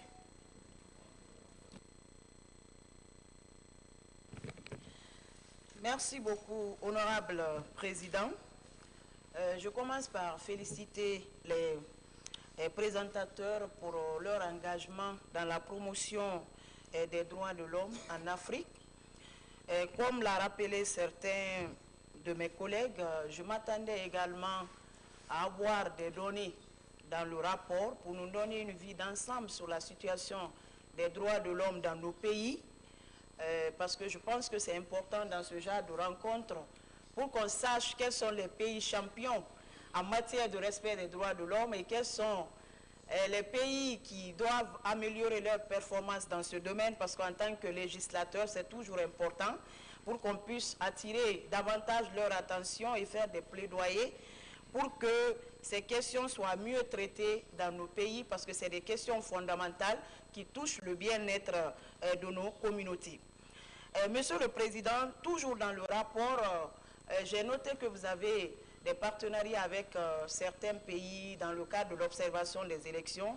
Je pense qu'il faut élargir ce partenariat avec l'ensemble des pays de l'espace pour plus d'efficacité, parce que ces pays sont liés d'une manière ou d'une autre. Je félicite la CEDEAO pour les avancées enregistrées en matière de promotion des droits de l'homme avec le renforcement des prérogatives de la Cour de justice qui peut être saisie par les ressortissants des États membres de l'espace ou des particuliers en cas de violation de leurs droits. Donc ça, c'est des réformes qu'il faut saluer au niveau de la CEDEAO. Mais je voudrais quand même interpeller la conférence des chefs d'État pour s'impliquer davantage pour que les arrêts et les décisions de cette Cour soient beaucoup plus contraignants pour nos États, pour que ces arrêts et ces décisions soient appliquées dans toute leur rigueur et que les chefs d'État se soumettent aux décisions de cette justice. Je voudrais aussi interpeller la CEDEAO pour qu'elle s'implique davantage pour que la justice soit beaucoup plus indépendante dans nos États, pour que la justice au niveau de nos États ne soit pas au service des dirigeants, pour que la justice soit au service des justiciables, que la justice soit accessible à tout le monde, que la justice ne soit pas seulement accessible à une catégorie de personnes, qu'on mette des législations en place qui protègent non seulement les victimes, mais aussi les témoins, qui mettent l'aide juridictionnelle en place pour permettre à ceux qui n'ont pas les moyens de pouvoir faire recourir à la justice pour avoir gain de cause. Donc je pense que c'est des choses que la CEDEAO devrait encourager au niveau de nos États pour qu'on puisse protéger davantage les droits de l'homme dans nos États. Je suis contente de voir dans le rapport qu'on ne parle pas seulement des droits politiques, parce que souvent, quand on parle de droits de l'homme, on pense beaucoup plus aux manifestations. Je suis contente de voir que vous avez tenu compte d'autres droits pour lesquels les gens ne descendent pas souvent dans la rue, mais qui méritent toute notre attention. C'est le droit à l'éducation, le droit à la santé, l'accès aux infrastructures, aux services sociaux de base, de qualité dans nos États. Combien d'États investissent beaucoup plus dans l'éducation? Combien d'États investissent dans l'accès aux soins de qualité au niveau de la population, à l'amélioration des services sociaux de base? Quand vous regardez les budgets au niveau des États, il y a moins de fonds qui sont alloués à ces domaines. Donc je pense que c'est des choses qui méritent notre attention et qui doivent être prises en compte. Monsieur le Président, je voudrais aller sur un autre... ok, je vais finir par les violences basées sur le genre. Monsieur le Président, ils ont évoqué beaucoup de violences qui sont des réalités dans nos États. Quand je prends les abus et agressions, notamment les viols, tous les jours, nos États enregistrent les viols sur des mineurs, des petites filles, et les auteurs ne sont jamais condamnés. Ça, c'est des choses à dénoncer. Il faudrait que nos États s'investissent dans ce domaine, qu'on arrête de violer les petites filles. Le harcèlement sexuel, c'est une réalité, que ce soit au niveau de nos établissements scolaires, que ce soit dans nos services, des hommes qui profitent de leur position pour abuser de nos sœurs. C'est des choses qu'il faut dénoncer. Ça, c'est des violations de droits de l'homme. Il faudrait aussi les femmes qui battent leurs femmes, les maris qui battent leurs femmes. Lorsque dans nos communautés, une femme a le courage de porter plainte contre son mari, parce qu'elle a été battue, cette femme est rejetée. Lorsqu'on est violé, ce n'est pas la victime, au lieu de la protéger, c'est elle qu'on accuse. On dit que les femmes doivent s'habiller de façon décente, elles doivent être responsables, alors que ce sont les bourreaux qui doivent être condamnés. Mais on préfère accuser les femmes. Les mariages précoces, les mutilations génitales féminines, c'est des pratiques qui affectent l'émancipation de la femme, qu'on doit dénoncer dans nos États, et que les chefs d'État doivent s'impliquer davantage pour que les droits des femmes soient respectés. On parle de la représentativité des femmes, qui n'est pas une réalité, même au niveau de ce Parlement, même au niveau des institutions de la CEDEAO. Quand on voit la configuration au niveau des postes de prise de décision, il y a peu de femmes. Même notre bureau ici, il y a une seule femme sur combien d'hommes? Au niveau des délégations, il y a combien de femmes qui sont dans nos délégations? C'est des choses que la CEDEAO doit dénoncer et s'impliquer pour que ça change. Je vous remercie, Monsieur le Président. Thank you very much, Right Honorable Fanta Conte. Please bear with me, you have a long list. Solely after the intervention, you respond to them. I now recognize Right Honorable Samson Ayi.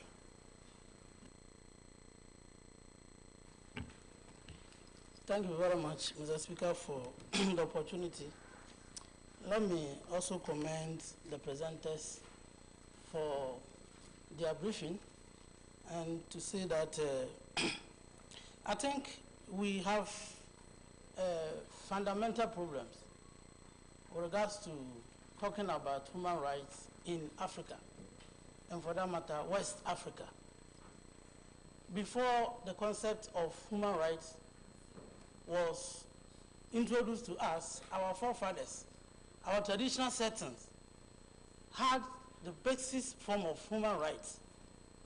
So a married man was forbidden from beating his wife. I mean, if he does so, he was reported to the chief palace or any form of court for it to be addressed. Now, with the advent of human rights concepts, now anybody who talks about human rights, then will quickly refer to the abuses, the abuse of human rights. But as has been explained by a lot of my colleagues, you must have the right before it is abused. For instance, right of education. If you go to most, and I'm happy you refer to rural communities. If you go to some communities in Africa, children have to walk sometimes 3 kilometers to access primary school. A lot of communities, even ordinary cheap compound, to cater for their basic health needs, they lack it. Some of them have not even seen electricity throughout their life. Water to drink, they share water together with, excuse me to use the word, animals. So we need to strategically address these problems before we can talk about human rights and its abuses. Now, these same white people, if you go to Ghana, for instance, it is in our Labor Act law that you cannot employ somebody as a casual worker for 6 months continuously. After 6 months, you have to regularize the person's employment. Do you know what they are doing now? They employ you 5.5 months, you are laid off, and then the following month, they re-engage you, just to avoid that clause. We know that these foreigners who are doing businesses in our countries, they pay our people below even the minimum wage that has been set by our own governments. And we look on for our people to be abused. Then you wake up and say that there is child abuse, there is child labor. When in my rural community, I have to support my mother or my father to work on his or her cocoa farm to be able to get resources to go to school. The white man came and told me that helping my mother, my father to work on his cocoa farm so that I can get my school fees is a child abuse or child labor. Meanwhile, if I don't support my mother or my father to work on his cocoa farm, I won't get my school fees when school is open the following term or semester. So I think that we should put it in proper perspective. Don't let us follow these white men who don't even respect us. Those are our friends who have traveled to US and the European countries. They discriminate them because of their color. Then they come to West Africa or Africa and tell us that, so please, you are experts in the field. I wanted to hear from you pragmatic steps that you are taking to ensure that when we talk about human rights in West Africa, we're putting it in a cultural perspective to suit our interests, not in the interest of the white man. Mr. Speaker, if I want to conclude, I want to talk about, look, they ask that you have to constitute legal institutions, democratic institutions. So in Ghana we have human rights institution, which is supposed to be responsible for all human rights abuses in the country. But what happens? They deprive them of resources. So we have the institution all right. The human beings are sitting there, not even vehicles to go around. They deprive them resources so that they can work. We have NCC in Ghana. Their duty is to go and educate the populace on their civil rights. But what is the resources to do that? Finally, they said that we should have legal aid. They create legal aid to support the needy, to fight justice. Why do we find legal aid? They are all centered in Accra.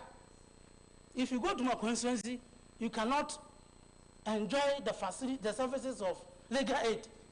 So what are we doing to ourselves? On paper, we are writing theories, putting them on paper, but at a practical level, nothing, virtually nothing is going on to support. So please, I also wanted to hear something about education. The right that we are talking about. How many people are even aware of their rights? To talk about they defending it. Or when they abuse it, they're able to know that this is my right, which has been abused by ABC. What are you doing with regard to that? Because we need to educate our people to know their rights. Thank you very much. Thank you very much, Right Honorable Samson Ayi, for that brilliant contribution. And I recognize Honorable Gay Marius Saya.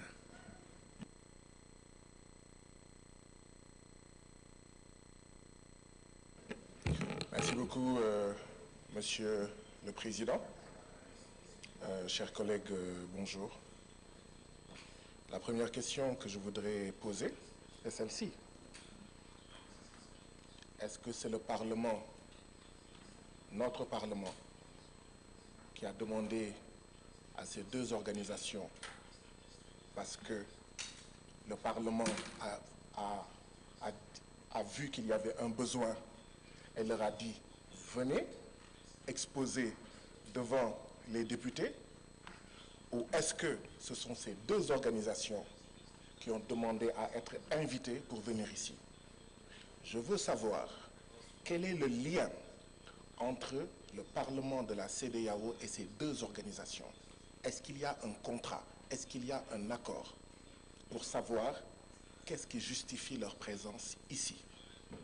Bien sûr, tous ceux qui sont doués de raison ici savent que je n'ai rien contre monsieur l'ambassadeur et l'autre docteur.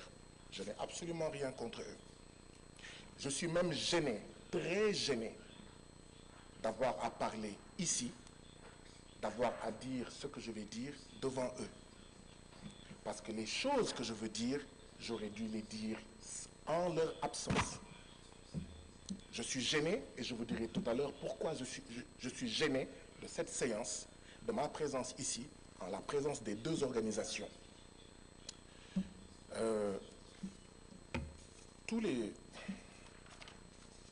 Il est mentionné dans le rapport de la CIDH, il me semble. Il est mentionné dans le rapport de la CIDH des régimes autoritaires qui dominent et répriment les contestations de leurs citoyens. Ces gouvernements répressifs violent les droits fondamentaux de leurs citoyens, ce qui entraîne une instabilité et des troubles permanents dans la région. Mais tous les jours, là, c'est ce que certains d'entre nous disent ici, en citant nommément des pays. A-t-on besoin de leur présence pour dire ça? Quand des collègues disent ça tous les jours, on les empêche de parler, on les traite de tous les noms d'oiseaux, on use d'artifices, de motions qui ne sont pas des motions, les gens crient, ils s'excitent, et quand d'autres gens viennent, ils disent ça, tout le monde est silencieux. Les Français disent « nul n'est prophète chez lui ». Chers collègues, on a eu besoin d'eux pour dire ça ici? Certaines femmes et certains hommes ici le disent tous les jours. Mais on les regarde. Oh, qu'est-ce que tu fais ici? On va même faire une pétition pour que tu retournes dans ton pays et que tu ne reviennes pas. Mais quand eux le disent, ça passe. Tout le monde est cool, silencieux. Monsieur le Président, avez-vous remarqué ça? Vous qui rappeliez hier à la session l'article 72 du règlement intérieur. Ils ont dit la même chose que moi. Mais aujourd'hui, personne ne rappelle l'article 72 du règlement intérieur. Il y a un problème. Il faut que des étrangers viennent ici pour nous dire des experts, alors que chacun d'entre vous est expert et experte. Et on se tait. Mais quand un collègue dit la même chose, on sort les poings, on bande les muscles, on montre les crocs. Je vais vous dire quelle est la différence. La seule différence, c'est que, et c'est pourquoi la CIDH a manqué de courage, la seule différence, c'est que la CIDH a dit, je ne vais citer aucun pays. Dans le rapport, il n'y a aucun pays. Comment vous allez soigner un mal sans savoir que le mal se trouve au Nigeria, le mal se trouve au Sénégal, le mal se trouve au Cap-Vert? Vous dites non, non, non, on va mettre tout le monde dans le même sac. Quand on critique des pratiques politiques au Sénégal, quelqu'un va dire « Ah non, je suis ami à Diomaye Faye, je suis membre du même parti que lui. Laissez tomber le Sénégal. » Quand quelqu'un va critiquer le Libéria, « Ah non, je suis ami au président du Libéria. Vous ne touchez pas le Libéria. Vous pensez que vous êtes supérieur au Libéria. » Mais quand quelqu'un vient ici dire « Nous sommes là, gentils là, comme des poules mouillées. » Voilà la première remarque que je voulais faire. Et je ne voulais pas la faire devant eux. C'est une des raisons pour lesquelles je suis gêné de le dire ici devant eux. Je suis sûr que quand ils disent ce qu'ils disent, Il y a des gens qui pensent à des pays qu'ils n'ont pas cités. Disons-nous la vérité. Il y a des gens qui ont dit, le Sénégal fait partie de là, tel pays fait partie de là, tel pays fait partie de là. Ils n'ont pas cité, mais on voit des pays. Non. On ne peut changer les choses que dans la vérité. On ne peut transformer les choses que dans la vérité. Ce Parlement doit être un médecin. Mais pour qu'il soit un bon médecin, il faut qu'il fasse de bons diagnostics. Et un diagnostic, ce n'est jamais facile. Quand on vous annonce que vous avez le cancer, ça ne fait pas plaisir. Quand on vous annonce que vous avez la leucémie, ça ne fait pas plaisir. Quand on vous annonce que vous avez le VIH, ça ne peut pas faire plaisir. Mais il faut vous le dire pour que vous preniez conscience que voilà le remède que vous voulez prendre, que vous devez prendre si vous voulez guérir. Mais ici, non, je suis désolé. Hier, Monsieur le Président, vous n'avez pas été bon avec moi. Aujourd'hui, vous êtes en train de faire la même chose. Je suis désolé. Vous pouvez m'imposer cela. Non, mais j'ai remarqué depuis hier, c'est la deuxième fois que vous êtes président dans cette session. Je suis le seul à qui vous faites ça. Je suis le seul à qui vous faites ça. Vous lisez vous donnez des motions qui ne sont pas des motions. Vous rappelez des articles qui n'ont rien à voir avec moi. Si vous m'imposez de m'asseoir, je vais m'asseoir. Mais je tiens à dire devant toute la plénière, je suis le seul je suis le seul que vous traitez comme ça. Pourquoi je suis gêné? Parce qu'on a une organisation dont la capitale se trouve à Washington, qui vient nous parler, nous. Washington, qui a largué la bombe à Hiroshima et à Nagasaki, vient nous parler de droits de l'homme à nous qui n'ont jamais largué de bombes à Hiroshima et à Nagasaki. Une organisation dont la capitale se trouve à Washington, les États-Unis, dont le développement est basé sur le génocide des Indiens et l'esclavage des Noirs, cette organisation-là vient nous parler de droits de l'homme. C'est pour ça que je demande que le Parlement de la CEDEAO nous explique quel est l'accord qu'ils ont avec ces organisations. On a une organisation dont la capitale se trouve en Suisse qui vient nous parler de droits de l'homme. C'est quoi la Suisse? Je donne deux exemples. La Suisse, c'est là où certains de nos dirigeants qui ont volé l'argent du peuple, qui fait qu'on n'a pas de santé, on n'a pas d'éducation, ont caché dans leur banque notre argent. Et une organisation basée dans ce pays-là vient nous donner des leçons de droits de l'homme et nous sommes gentiment assis. La Suisse, c'est le pays où se trouve la société Nestlé qui fait du Nido et du Cerelac avec des taux de sucre supérieurs dans nos pays, avec des taux de sucre faibles au Royaume-Uni et en Allemagne. Vous pensez que ces organisations basées là-bas doivent pouvoir nous parler de droits de l'homme? Non. Ma proposition est celle-ci, Président. Ayons confiance en nous-mêmes, Africains. Il y a des organisations africaines. Il y a des organisations d'Afrique de l'Ouest. Mais il faut les respecter, ne pas les bastonner, ne pas les emprisonner, ne pas les menacer, ne pas les terroriser. Les laisser faire leur job.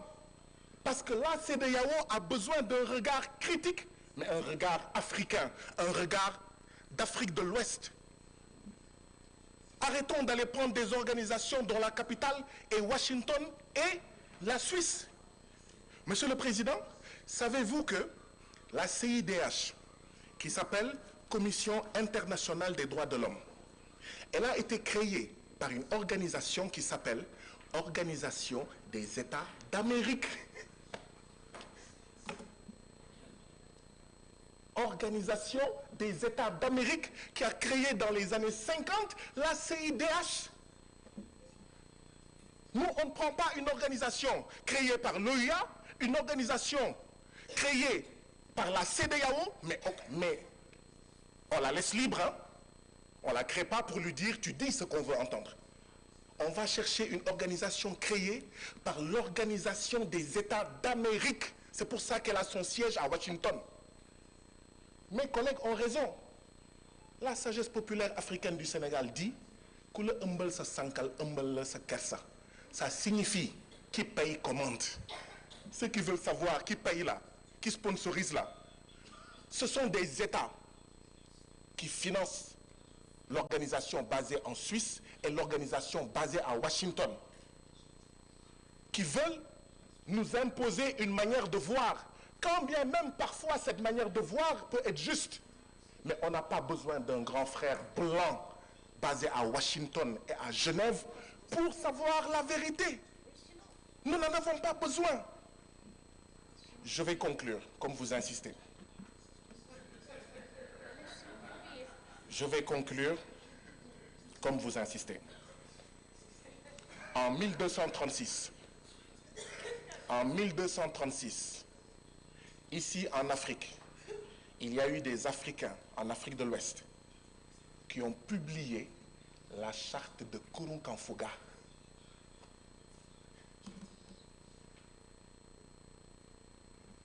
Quand nos femmes et nos mères étaient reines, comme la reine Poukou, comme Aline Sitoé Diatta, la femme blanche aux États-Unis n'avait pas le droit de vote. Si nous n'allons pas leur enseigner les droits de l'homme, ce n'est pas à eux de nous enseigner les droits de l'homme. Ou tout au moins, ils viennent et on va. Ils nous enseignent et on leur enseigne. Il faut faire attention à la colonialité du discours, à la néocolonialité de nos postures. Je vous remercie. Thank you very much, Right Honorable Gay Marasanya. But I can vividly inform you, this is not only you, anybody that took the floor for long, I always side signal you. Previous speaker can always attest to that. And you've posed a question that who are they? Did they invite themselves?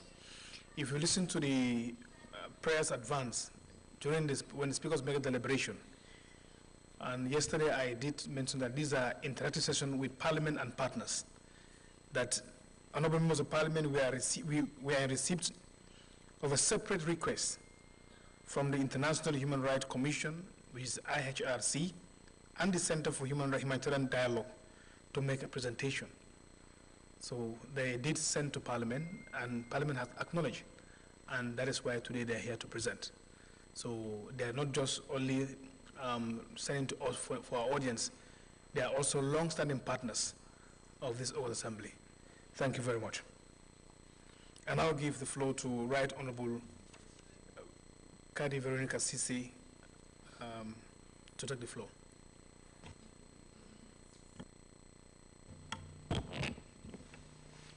Thank you very much, Mr. Speaker. Mr. Speaker, honorable members, let me join my colleagues again in thanking the two presenters.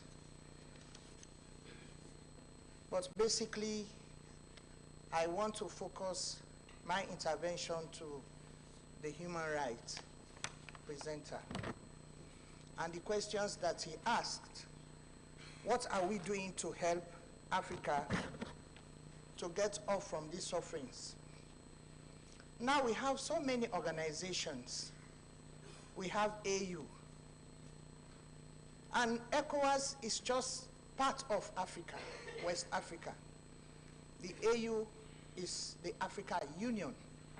Where is the union in this?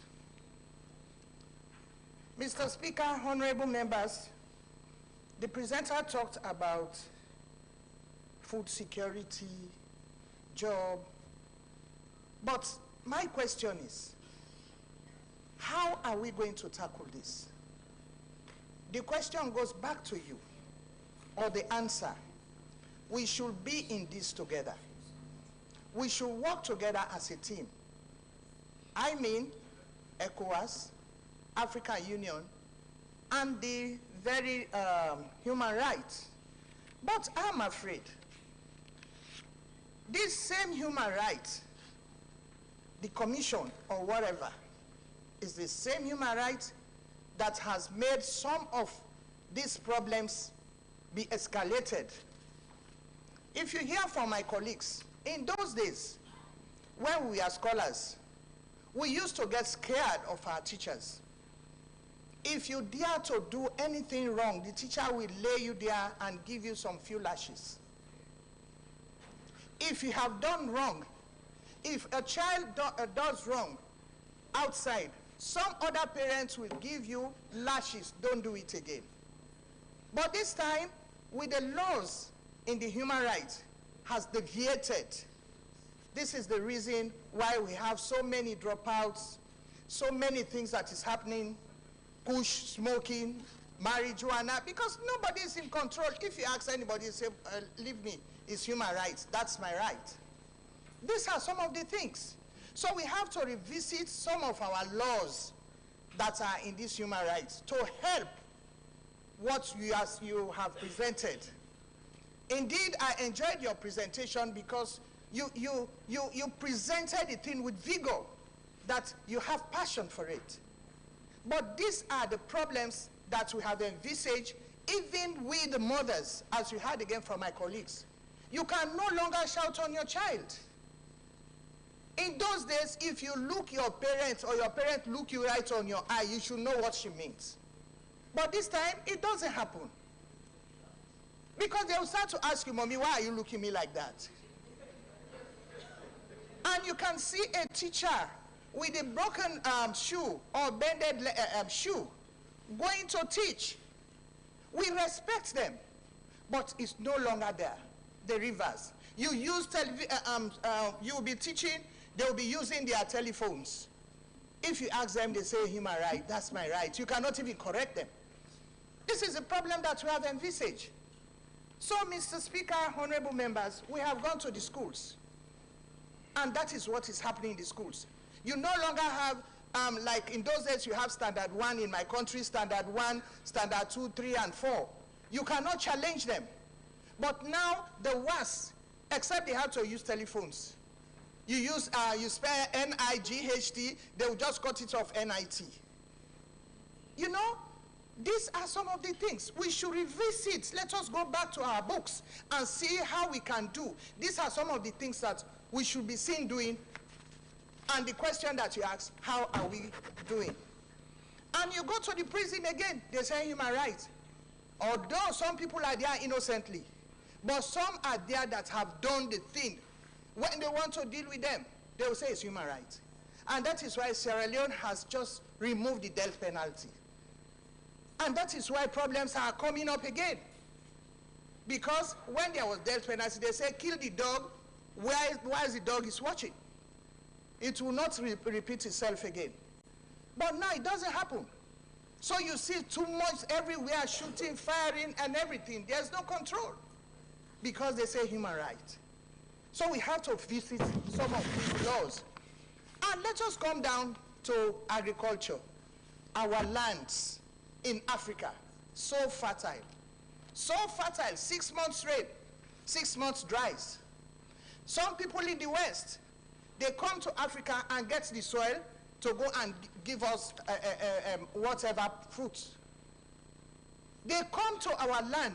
We have so many products here in our countries. And I heard from my colleagues, if you go down to some of our countries, we have so many minerals. Like in Sierra Leone, let me talk, charity begins at home. We have gold, we have diamond, bauxite, rutile, you name it. But are we benefiting? We are not. They come, the whites, they come and get this of our products. No human rights is looking at them. They take our products, they go to their countries and get the telephones, they will come and buy. They come here and take our soil, they go and produce rice, they will buy. At the end of the day, we start to have hypertension, low hypertension, hepatitis, or whatever. We don't even know what they are putting on it. But we have fertile land. Why can't we make use of our land? You see these young boys going up and down, you bobo they are in Creole in my country. Why can't you go and work? Go to agriculture. Go and do something. But if you start to say, go and do work or go and do this, human right. Human right, we have to come together to eradicate if really we want to benefit this country. I have questions. Have we really searched properly why are we poor in Sierra Leone? In Africa. Why are we poor? Do some research, human rights, or you presenters, or anybody who is listening to me, let us do some research. Is it greed, selfishness, mismanagement, lawlessness, carelessness, corruption to the highest peak, or too much English, Booker Washington? Instead of doing the right thing, you start to speak bogus English. People will come there, they'll come and speak their English, you don't even understand, but you pretend as if you are part of them. I will speak my phonetics, my British English. They will understand. But some people, when they go to these white people, they start to speak in their nose, you don't even hear. You don't even understand.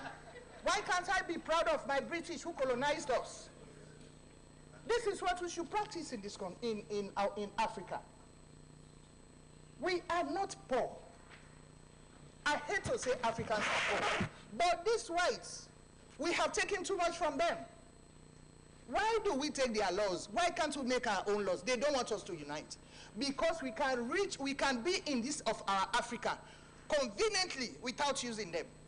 We have oil, we have our minerals, we can train our children, we can even play, because they are talented people in Africa. But we allow them to come and use us and take our TCS, we call them our donor partners. We allow them to come and use us to take our products out of of Africa. Why can't we unite for once? We should unite, we should be united. So you have a role to play, human rights. Some of these rights, we have to visit them. We have our products, let us make use of our products, especially our minerals. It's heart-rending. You see people flourish inside. Now, like Sierra Leone, they call Sierra Leone a virgin land. When there's problem, all of them will go. When there's problem, all of them will go. You gave chance. Please, let me talk. Just 1 minute. They gave chance to, we have to make sure we do the correct thing and see what we should benefit. Mr. Human Rights, I really want you to answer this question. Please, we want a clear definition of human rights. And what are your TOR, your terms of reference? What to do, what are not to do, what are your limitations? As you have prompted me, I just want you to take these questions, and please, I am learning. This is a place of learning. We are all here to learn. Give me the clear context, give me the clear definition of human rights, so I will not misuse or misinform my people in the village. Because now when you go, even the villagers, that's my human rights. You have to, they don't even know the definition. So if you give me the definition now, I'll benefit from you. Thank you very much. Thank you very much, Right Honorable Kadi Sisi. Let me recognize the arrival of the second Deputy Speaker, Honorable Ajaratu Traore. You're welcome. I now recognize Honorable Alaji Dabo to make his intervention.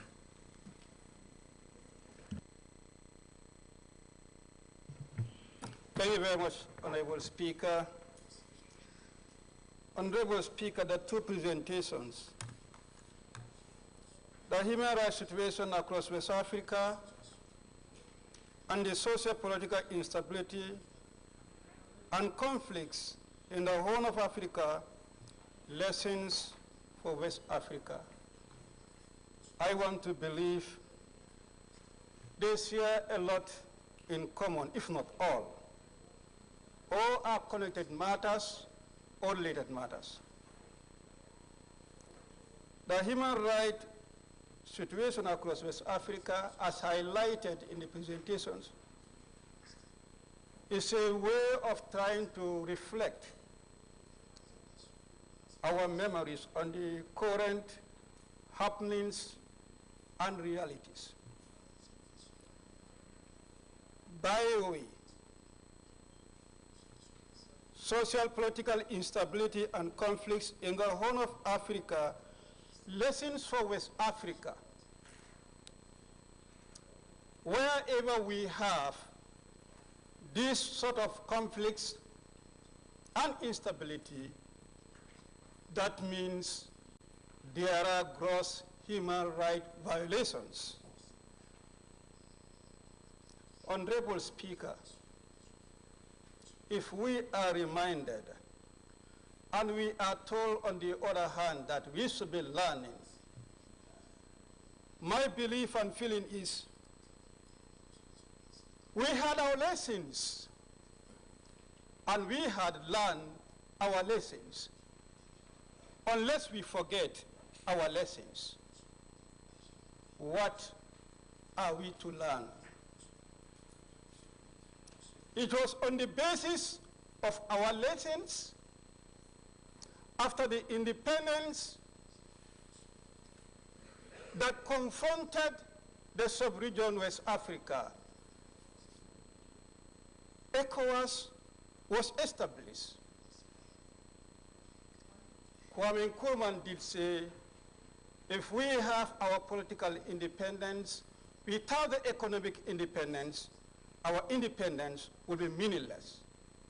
It was on this drive that this bloc had a thought to gain our economic independence and establish ECOWAS, to integrate the sub-region so that we gain our economic independence and we get the true meanings of independence. Along the way, we had setbacks. We had civil wars, military takeovers, and also rebellions across the sub-region. Where we have such gross human rights violations are always the case. ECOWAS did very well. At a point, almost all the countries, we succeeded in getting democracy and rule of law. As we go, we are now beginning to get the threat and fear of the emergence of the military takeovers that is undermining the achievement and progress that ECOWAS has achieved. If today we are told to learn from other places things that are happening, I am saying we already had that in West Africa, and we learned from that within West Africa. It is not bad to remind us the happenings in those countries. Equally, what is currently happening to undermine what we have. It is also not bad for us to reinforce that to be in place. I think these are the two, as far as the two presentations are concerned. To narrow it and cut it down, what is undermining the peace and tranquility, the democracy and the rule of law that we are enjoying in West Africa? What could be the root causes to that? Why the need for the military takeovers coming back to West Africa? At one point we saw the terrorism and insecurity disturbing many parts of West Africa. We fight, but yet still we cannot stop. It means there are powerful forces behind them. Who are these forces? What can we do to put those forces to a stop?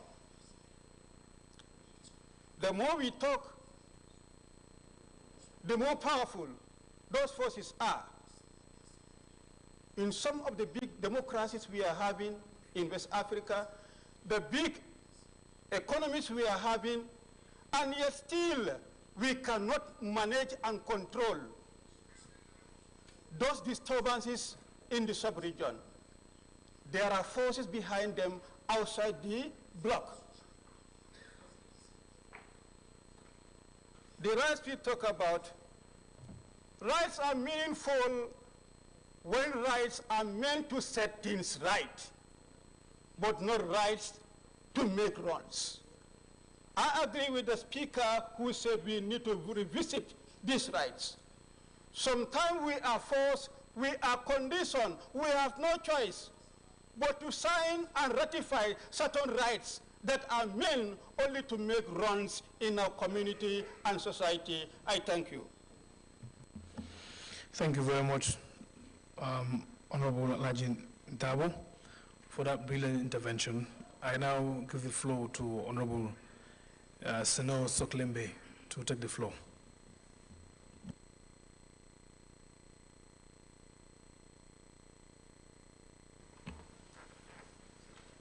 Merci beaucoup, Monsieur le Président. Monsieur le Président, je voudrais adresser mes félicitations à nos deux exposants pour leur communication. Mais, Monsieur le Président, la globalisation et la mondialisation obligent les institutions, les communautés et les États à être ensemble et à collaborer. Si on parle de violation des droits de l'homme dans notre communauté, cela ne me surprend guère. Moi, personnellement, cela ne me surprend guère, puisque c'est de là, ou bien c'est de ça il s'agit. C'est là-bas qu'on nous attend. C'est par là qu'on veut dire que nous sommes des mauvais élèves. Monsieur le Président, la question de l'homosexualité, aujourd'hui, que les gens rangent dans la question des droits de l'homme, je me dis, si vous et moi, on se marie, est-ce qu'on peut avoir un enfant? Biologiquement, on ne peut pas l'avoir. C'est ce que je dis. La mondialisation et la globalisation obligent les gens à rester ensemble. Mais ce qui doit rester, c'est nos valeurs, c'est nos cultures, c'est notre éducation, c'est notre originalité, c'est nos principes. Au Ghana, comme dans tout autre pays, il y a une loi sur la question, mais qui a suscité assez d'engouement. Je prends un autre aspect de la question de la chefferie traditionnelle. Quand on va en Côte d'Ivoire, la façon dont la chefferie traditionnelle est valorisée. On va au Ghana, on va au Sénégal, on va au Togo, où il y a une loi qui organise la chefferie traditionnelle.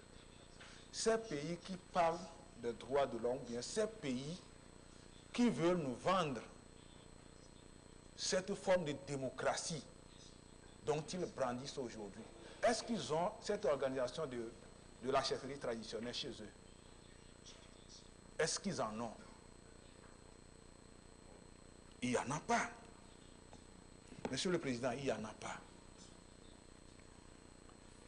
Aujourd'hui, nous devons retourner à la source. Et c'est là que je voudrais rejoindre un peu mon collègue Kimarus.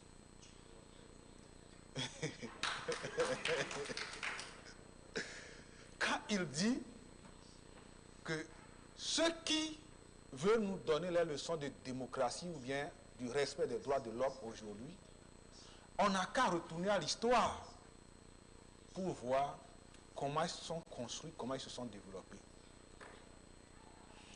Quand il s'agissait d'eux, personne n'avait dit qu'il y a violation grave des droits de l'homme. Mais quand il s'agit de nous, on dit, ah, il y a violation des droits de l'homme. Aujourd'hui, vous corrigez votre petit garçon parce qu'il s'est mal comporté. Ces organisations vous diront que vous avez violé le droit de l'enfant. Monsieur le Président, c'est cette démocratie que nous voulons pour nos sociétés. si c'est cette démocratie qui va nous permettre de construire nos sociétés, là, nous sommes bottés en touche. Nous ne pouvons pas. Je voudrais faire cette précision, Monsieur le Président. Donnez-moi un seul pays au monde, un seul pays, je dis bien un seul pays au monde qui s'est développé dans la démocratie. Donnez-moi un seul pays. Si vous en connaissez, moi je ne connais pas. Qui s'est développé au monde dans la démocratie telle que on nous l'impose aujourd'hui ou bien telle que nous l'importons aujourd'hui.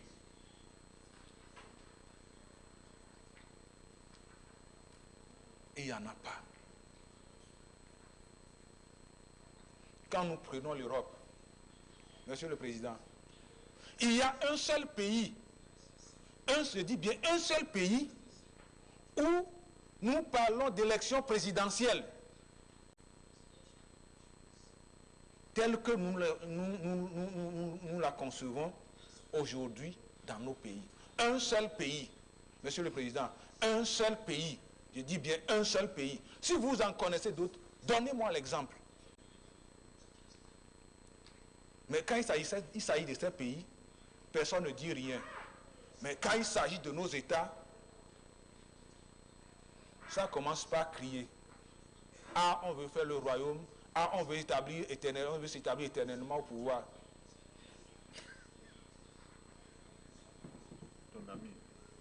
Monsieur le Président, il faut que nous arrivions à nous débarrasser de cet État. C'est pour ça que je veux des discours structurés, argumentés, des discours d'idées et d'intellectuels. Là, nous pouvons bien aller et débattre. Mais ce n'est pas une question d'activisme, Monsieur le Président. Ce n'est pas une question d'activisme. C'est ce que je déplore. Et c'est ce qui entraîne des controverses dans l'argumentation. Monsieur le Président, si nous arrivons à savoir que ce n'est pas la démocratie telle qu'on nous l'impose que nous allons nous développer, nous pouvons construire nos sociétés. Mon collègue Koné avait donné des chiffres très appréciables. Et je lui posais la question, mais quand le président Ouattara voulait aller, on dit il a fait 2 mandats, il ne pouvait pas aller. Si c'était arrêté, quelle analyse on va faire de la dynamique de la gouvernance qu'il avait engagée à l'époque? Nos collègues sont venus au Togo. Beaucoup m'ont dit, mais le Togo a changé. Le Togo a changé. Mais c'est une dynamique. Ce que nous voulons aujourd'hui, Monsieur le Président, ce que nous voulons, c'est la stabilité, c'est le développement, c'est le bien-être de nos concitoyens, de nos communautés, pas la démocratie telle qu'on nous l'impose. Monsieur le Président, je vous remercie. Thank you very much, Honorable Soklimbe Sino, for that brilliant intervention. And I'll give the floor to Moema Briggs Mensa to take the floor.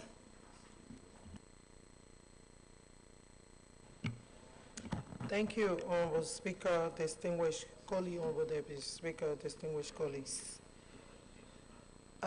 Thanks to our presenters. But the first thing about the human rights issues, I have few concern. Reading from your presentation, I see you are in 4 West African countries, which is Ghana, Nigeria, Cape Verde, and then Cote d'Ivoire. And then you are giving another presentation seeing that across West Africa.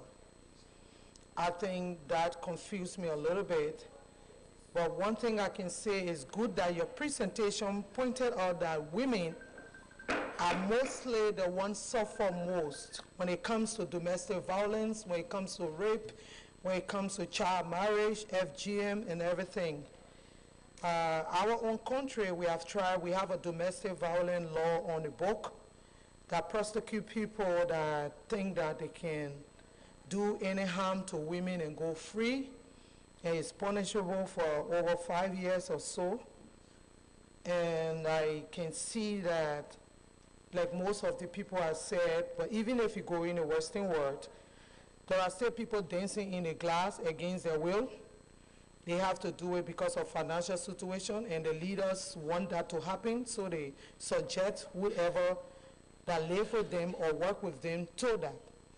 But I can say, one of the things you said that catch my heart is ECOWAS involvement in these domestic violence and human rights laws. In our parliament, most of the time, I think when we put forth these laws and they have the backing of ECOWAS, it make our leader to take it seriously. Today, our 30% was being passed by all of the areas, and when it reached the president, it was being stopped, and up to now, certain aspect was being vetoed, and the women have not been able to achieve that. So I'm sure when the parliament gets involved and put in most of the time, and we all domesticate these laws to protect our children and our own laws, it helps us to not have interference. I know most of us are having problem with Western world coming to tell us what we should do, but it also tells us that we should take charge of our issues. When we take charge of it, we'll not have intruders, we'll not have people penetrating to make it look like they are showing us directions. So your presentation is taken, and I know we're going to learn from more, and we also, in our own weak ways, are applying more to protect our own side, and more just need to be done by ECOWAS, that we work together and put these ideas together to make sure it works. I know, let me say this, thank you to the First Deputy for this initiative, for us being watched by our constituents. I know a lot of people have been calling, my children been watching us. It's a very good one. It will be an eye-opener for our countries to know that we're not just here to collect per diems or so, but we are advocating in the interest of the people. Thank you, colleagues. Thank you very much, Honorable Moema Briggs Mensah, for that brilliant intervention. I now recognize or give the floor to Honorable Abdel Bio Sika Wasengari. What a long name.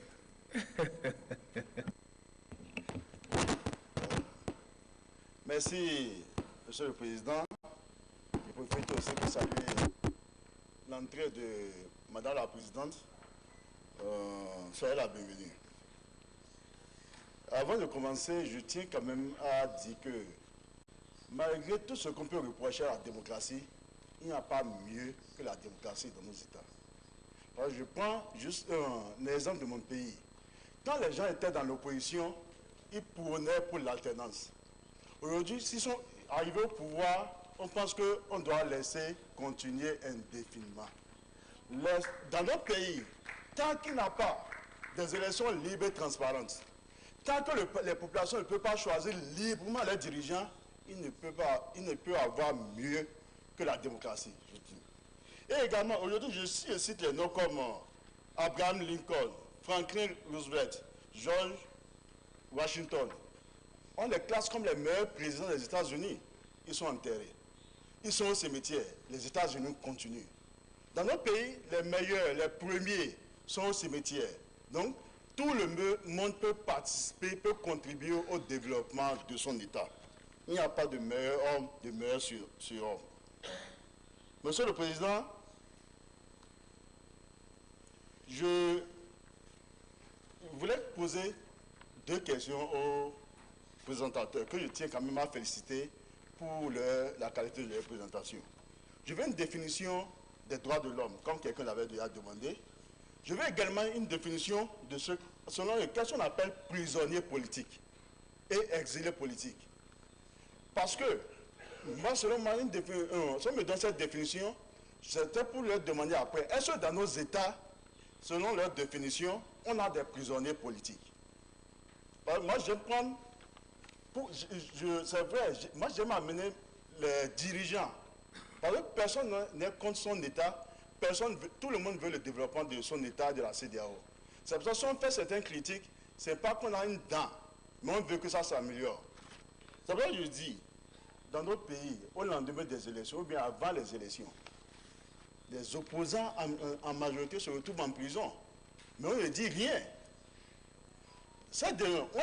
On ne les condamne pas parce qu'on les a arrêtés politiquement.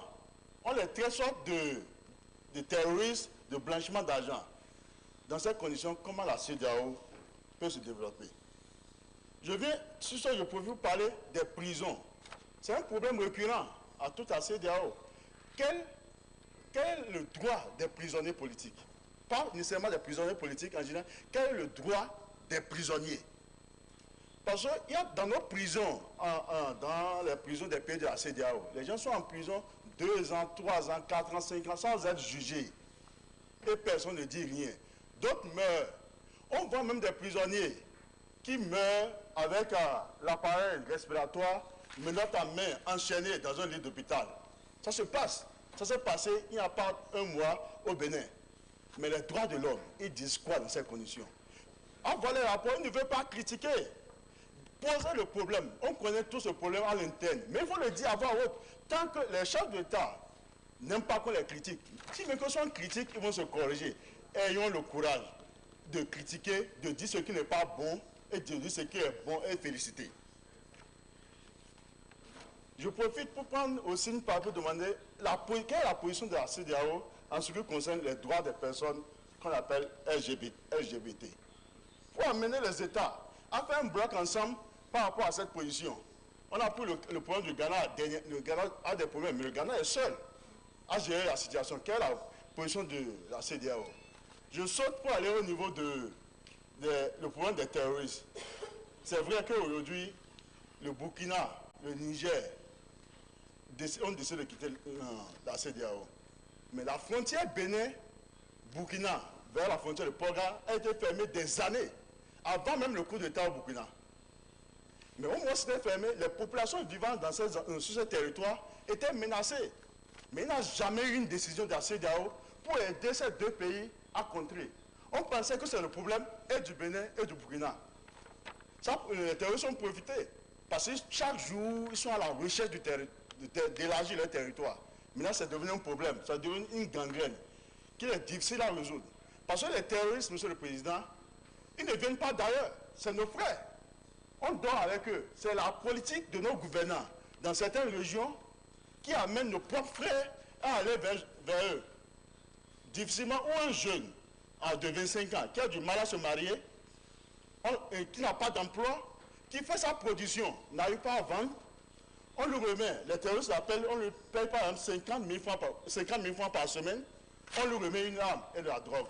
Facilement, il fait le jeu des terroristes. Il faut qu'on revoie la politique. Ça va nous permettre de lutter contre les extrémismes violents. Et enfin, je voulais parler de la Cour de justice de la CEDEAO. C'est vrai, on a applaudi qu'il y a une Cour de justice de la CEDEAO.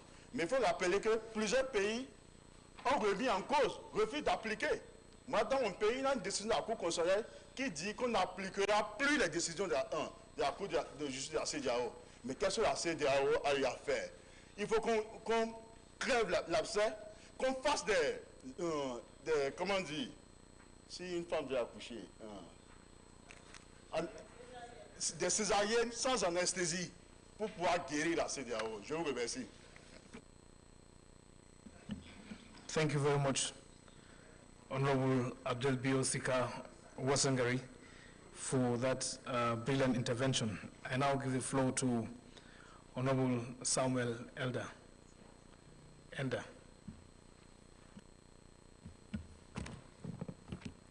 Honorable Presiding and the Deputy, distinguished colleagues, I thank our presenters today for the comments they've made and the intuitions they've given us about our country and our continent. I first of all begin by asking the questions. Is it truth that there are a lot of young people who are dying, crossing, and leaving our continent. It's a truth that there are women who are being beaten on a daily basis in our community. It's a truth that a young man who goes to court because he doesn't have money, he goes to jail and a rich man go home. It's a truth your land is taken from you because you don't have money. It's a truth you go to the hospital because you don't have the finances.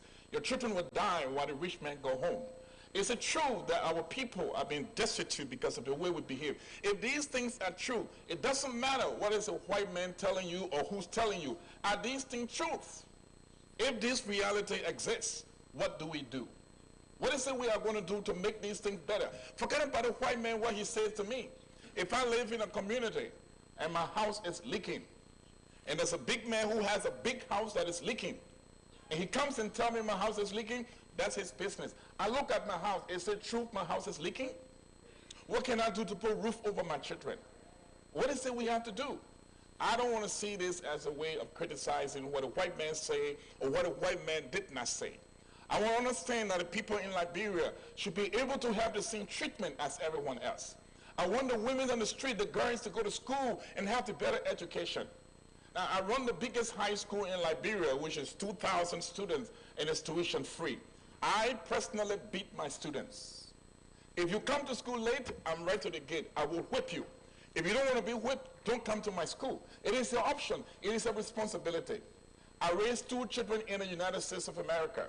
Today, they are out of school, they are out of college. I beat my children because my mother passed it on to me. I'm not going to spare the rod and spoil the child. I'm not going to stay in America and my children go to jail. So I think before I came to the ECOWAS Parliament, I didn't know what ECOWAS did. I had no clue what ECOWAS did. The only time I knew ECOWAS existed was when it went to Liberia during the war. But what did it do? So I think the question becomes, what can we do with all of what we have heard? Forget about who's telling us. If these things are true, then it is incumbent upon us as we sit here every day to find a solution.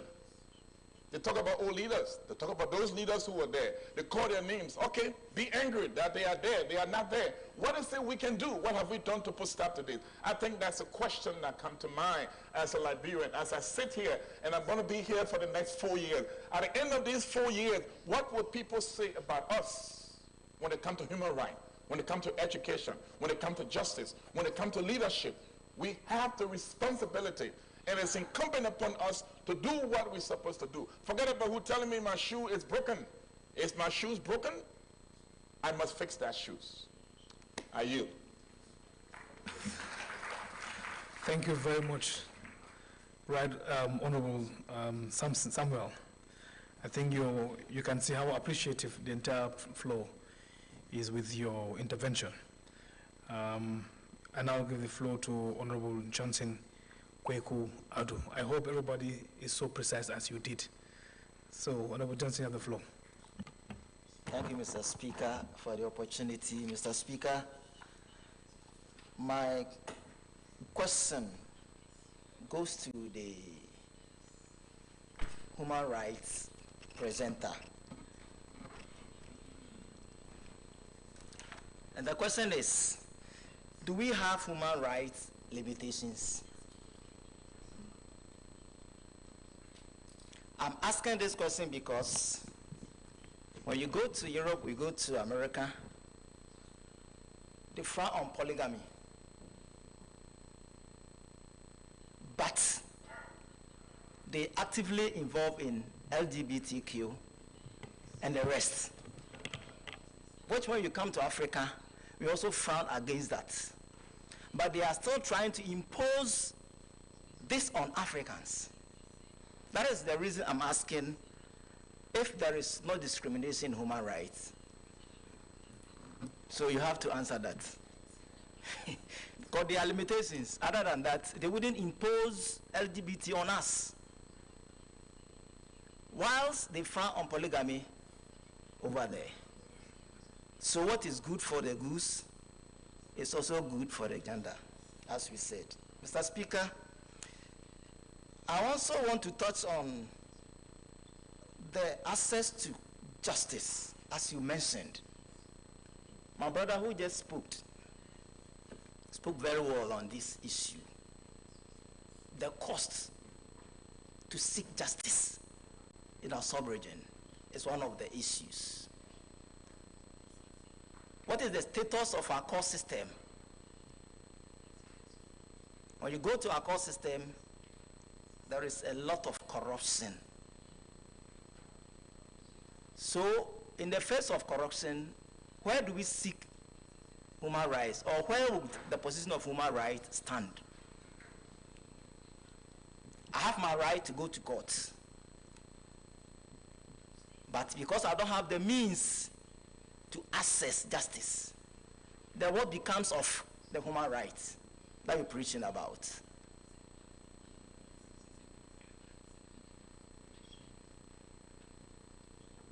We could have the best and robust legal framework, but when we have poor judicial system, then we are doomed. So we should tackle our judicial systems properly before we talk about human rights. Otherwise, we'll be dancing around it. You go to court, you are due for a process, then you'll be denied because you don't have the means. You don't have the capacity. So our judicial court system within the sub-region should be highly looked at in the face of corruption. So corruption should be your watchdog. You should be preaching about corruption against some of these more than the human rights. Mr. Speaker, my brother who also spoke on the socio-political instability and conflict in the Horn of Africa, I think my brother Dabo said it all. It is not a new thing to those of us in West Africa. All the mishappenings, all what is going on within the Horn of Africa is also happening right in the West Africa. Wars, trafficking, human trafficking and the rest, they are all happening right here.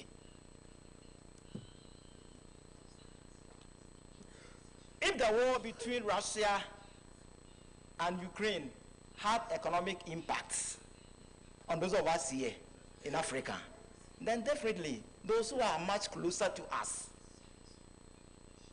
also have the impacts of what is happening in the Horn of Africa will definitely have impacts on us here. So it's an undeniable fact that you rightly mentioned. But what do we do as a sub-region? What do we do? It is right happening down there. It is affecting us here. What do? We need to forge ahead and make sure that ECOWAS Commission, I've been saying ECOWAS Commission, I have a lot to do when it comes to these happenings within the sub-region. Not until I got here for this session, I didn't even know exactly what is happening in other countries when it comes to constructions and other things. As ECOWAS members of parliament, we must be visiting those areas to look at exactly what is happening there. Like my brother said, if he had not come to ECOWAS parliament here today, he only knew there was ECOWAS in Liberia when there was a war, but nothing else.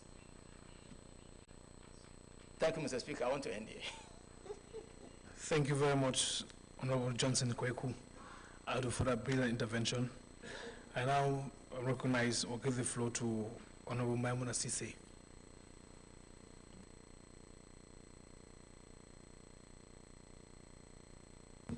Thank you, Honorable Speaker, for giving me the floor. I would like to join my colleagues to thank the two presenters who have dwelled on their sides of expertise and given us the summary of what they can serve us today. Honorable Speaker, I would like to start with the human rights. According to his presentation, he elaborated on so many prisoners languishing in the prison centers or the police stations with petty crimes that need serious considerations. Honorable Speaker, I think the human right, what you people need to advocate is to make sure that the governments start to be very innovative about the detention centers. The detention centers are not only to detain the criminals, but there should be a correction centers, innovation centers, for them to learn something after the prison term. When they left, they can not do the same thing, or they can benefit themselves out of that mess. When you go to West, when people are arrested, being a long term or short terms, they will always engage in something in prisons. After their prison terms, when they're back to the society, they will be a better person. No human being should be at the prison just for 50,000 crime or 9,000 crime, while you have so many issues the government need to be dealing with. We have so many lackings in our educational sectors, our health sectors. Those need to be improved. But that's not the case. You will have somebody whose crime is less than 10,000 and he will be languishing in jail, and the government has to take care of him because you have to feed him. You have to do any medical complication towards the person. The government is intervening and the government has to do so. While doing that, make sure that he do something in the parliament, in the prison. After leaving that prison, when he go back to the society, he will benefit himself and he will not put in the society at another risk again. Honorable Speaker, when you come to the gender-based violence, it has been in the lip service for quite a long. Women have been yearning for their rights and the privileges they need in the society. But still now there is a deterrence. Not all that we cannot do it, or we can do it. But still now, the system needs to be updated, and it needs to be proactively also. And I will start with my fellow women. We need to have a stigma in ourselves. We can do it. And we cannot just only we can do it. Let's make sure that we advocate for our fellow women. Let them come up. Everything is possible in this world, but drastically it can happen when you are about to be a political, socio-economic development person. You have to be proactive of whatever you are doing. Women have to help themselves to come out from their dungeons, to come and join the society. Let them build themselves. Women have to promote each other. The gender-based violence, my colleague has just mentioned here. Now we found it difficult to govern our own families in our homes. We take too much of the Westerners. But as Mr. Samuel has just said, he's American. America is very rare. You see the white people loitering in the street. What they are preaching also, is that what they are doing in their homes? No. I live in America too. We discipline our kids.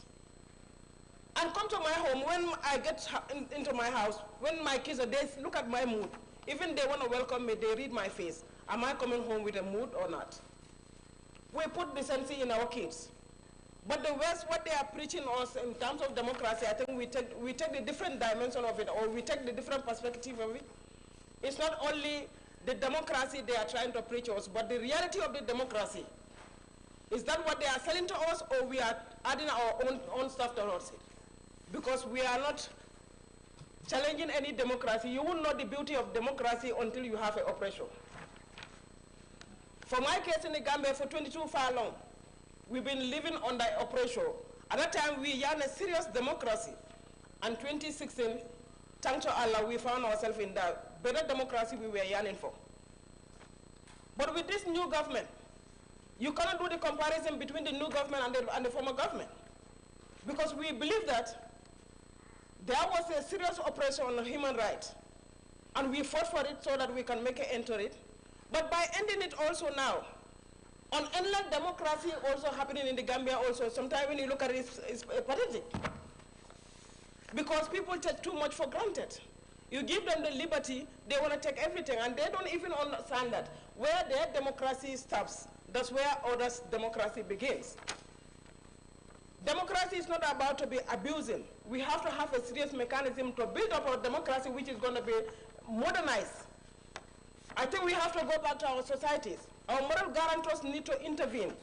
Every country or every country in this sub-region has a problem. because we all deviated from our former norms. Our grandparents teaches us, and what we learned from our parents, now we are not operating on that mechanism. We just want to be too Westernist, and we cannot get where they are. Because they have their mindset that they need to develop, no matter what they need to develop. But how can they develop? They have to use us to be destroyed so that they can have access to what minerals we have in our continent to come and chunk it and go develop their country. Honorable Speaker, I would like to touch a little instability when it comes to political instability. I would like to go through our intellectuals. Being sitting here, representing the international organizations, especially like human rights, what are you people learning from what you are preaching? We want to see your innovative, your expertise to reflect in Africa. If you go to West, most of the intellectuals or the Western mindsets, it all originated from Africans. We are very good at paperwork. Africans can develop, they can put a very good concept, but when they come to the practical action of it, that's where we are lacking. Can we start to innovate on whatever we learn from the West? By working with somebody, you should learn something from him, not only to be there to get your fat salary, but try to get something out of the concept he's trying to push you to put it for him. Let the intellectuals come back to Africa. Africa will not be developed by the West. They can only use us, but they will never develop us. What we can do right now, whatever we learn from them, we have to make sure that we send that back to Africa. But when whoever went to West to study, being a master's, PhD holders, they don't care about Africa anymore. The only thing they can care about how we can see them, they are master holders, they are PhD holders. That's not the end of the world. The African need the African people, and the African mindset and the African development can be only done by ourselves, not the West. We will continue being on their own, rather, or we work for them till the end of the world, but there will be no change unless and until we change the mindset. Honorable Speaker, my last one to the, I know you are looking at me, my last one to the human rights. With all your presentation, we have a very serious issue affecting the whole continent, not only the West Africa, but your presentation doesn't cover that, which is this illegal migration. Our children are dying. Mothers, women, and children are dying in this Mediterranean Sea. What are the mechanisms you people are putting in place as a human rights representative here? Last time I was watching a documentary, when these illegal migrants have been caught in the river, their boat doesn't even sink, but their captives sank the boat. Most of them are already perished. What are the human rights saying something about that or doing something about it?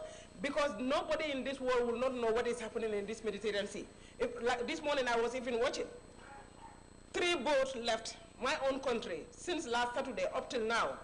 Their condition is not known. And compared to other countries, last time I was watching about the Egypt one, 3 of them, and especially when they transit through the Morocco is the worst part where the African people will find themselves. When they get there, they are cut up. Sometimes they throw them back to the sea, or they force them to sink themselves. What are we doing about that? What is another human right containing or regards to that? What are the mechanisms they are trying to discourage and put the youngsters the mindset that going to the West is not the solution, but the solution can be part of the Africa by what? The innovative, the creating a job for them, to sustain them in their own country rather than to be perishing in this year looking for a greener pasture. Honorable Speaker, I beg to... Thank you very much, Honorable Mauna Sisi, for that elaborate intervention. I now recognize or give the floor to Honorable Rosa Rochas to take the floor. Honorable Rosa. Mama, you are on the list. Obrigada, Sr. Presidente. Nós gostaríamos de saudar a Sra. Vice-Presidente aqui presente e dizer-lhe que nós gostamos de a tê-la aqui para estar mais vezes. Sr. Presidente, antes de mais para saudar os apresentadores e agradecer pelo diagnóstico que nos trouxeram. Realmente falaram dos fatores subjacentes à violação dos direitos humanos. É uma realidade que nós nos confrontamos em África, que nós todos sabemos, mas que por vezes nós todos ignoramos. Ignoramos porque nos convém. Nós não podemos, apesar de todo o respeito que nós temos pela cultura e pela religião, enquanto representantes das populações dos nossos países, da nossa região, defender que a cultura e a religião sirvam de escudo para a violação de direitos humanos fundamentais. Nós, enquanto representantes da população que nos elege para nós estarmos aqui, nós não podemos fazer isso. Também nós não podemos chegar aqui e tentar defender a democracia, criticar a democracia para poder justificar, digamos, a defesa de um chefe de Estado que nós sabemos que tem uma cultura ditatorial. Nós temos que posicionar ao lado das populações e não ao lado dos nossos chefes de Estado, com o devido respeito que nós os devemos ter. Senhores, a educação é o veículo fundamental para o desenvolvimento humano. Se nós não trabalharmos para melhorarmos os níveis de educação em África, nós vamos continuar com esse estado que nós temos atualmente. A educação é que vai empoderar as nossas crianças, as nossas mulheres. É a educação que vai permitir que tenhamos comunidades mais pacíficas para evitar, digamos, a violência, os conflitos.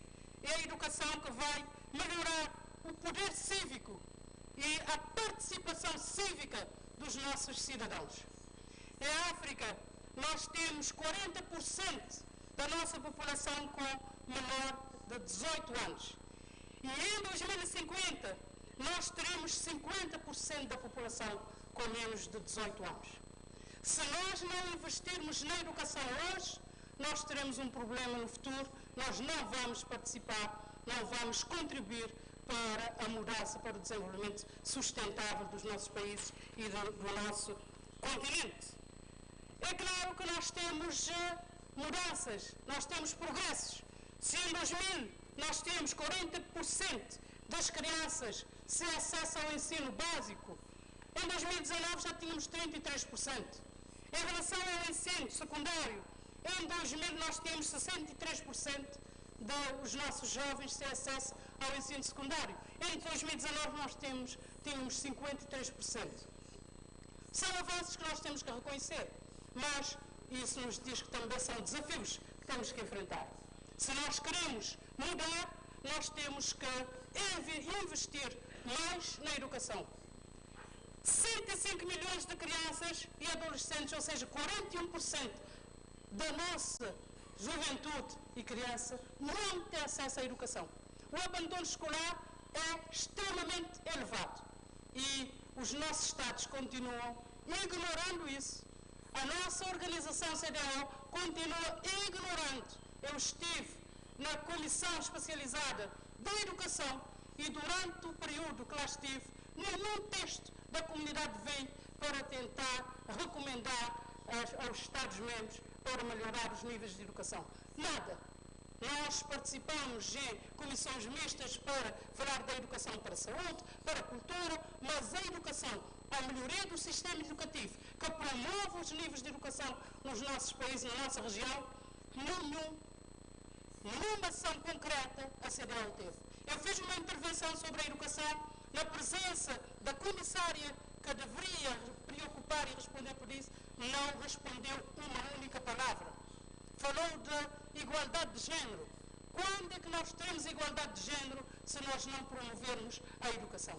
Portanto, a educação é fundamental e eu gostaria que o nosso Parlamento desse um contributo para a mudança da nossa região, levando a que os nossos Estados, pelo menos, que cumprisse o nível de investimento para a educação. 30% dos orçamentos de Estados investindo na educação seria um melhor investimento para o desenvolvimento sustentável de África. Muito obrigada. Thank you very much, Honorable Rosa Roches, for that brilliant intervention. I now give the floor to Honorable Fatmata Ba to make her intervention.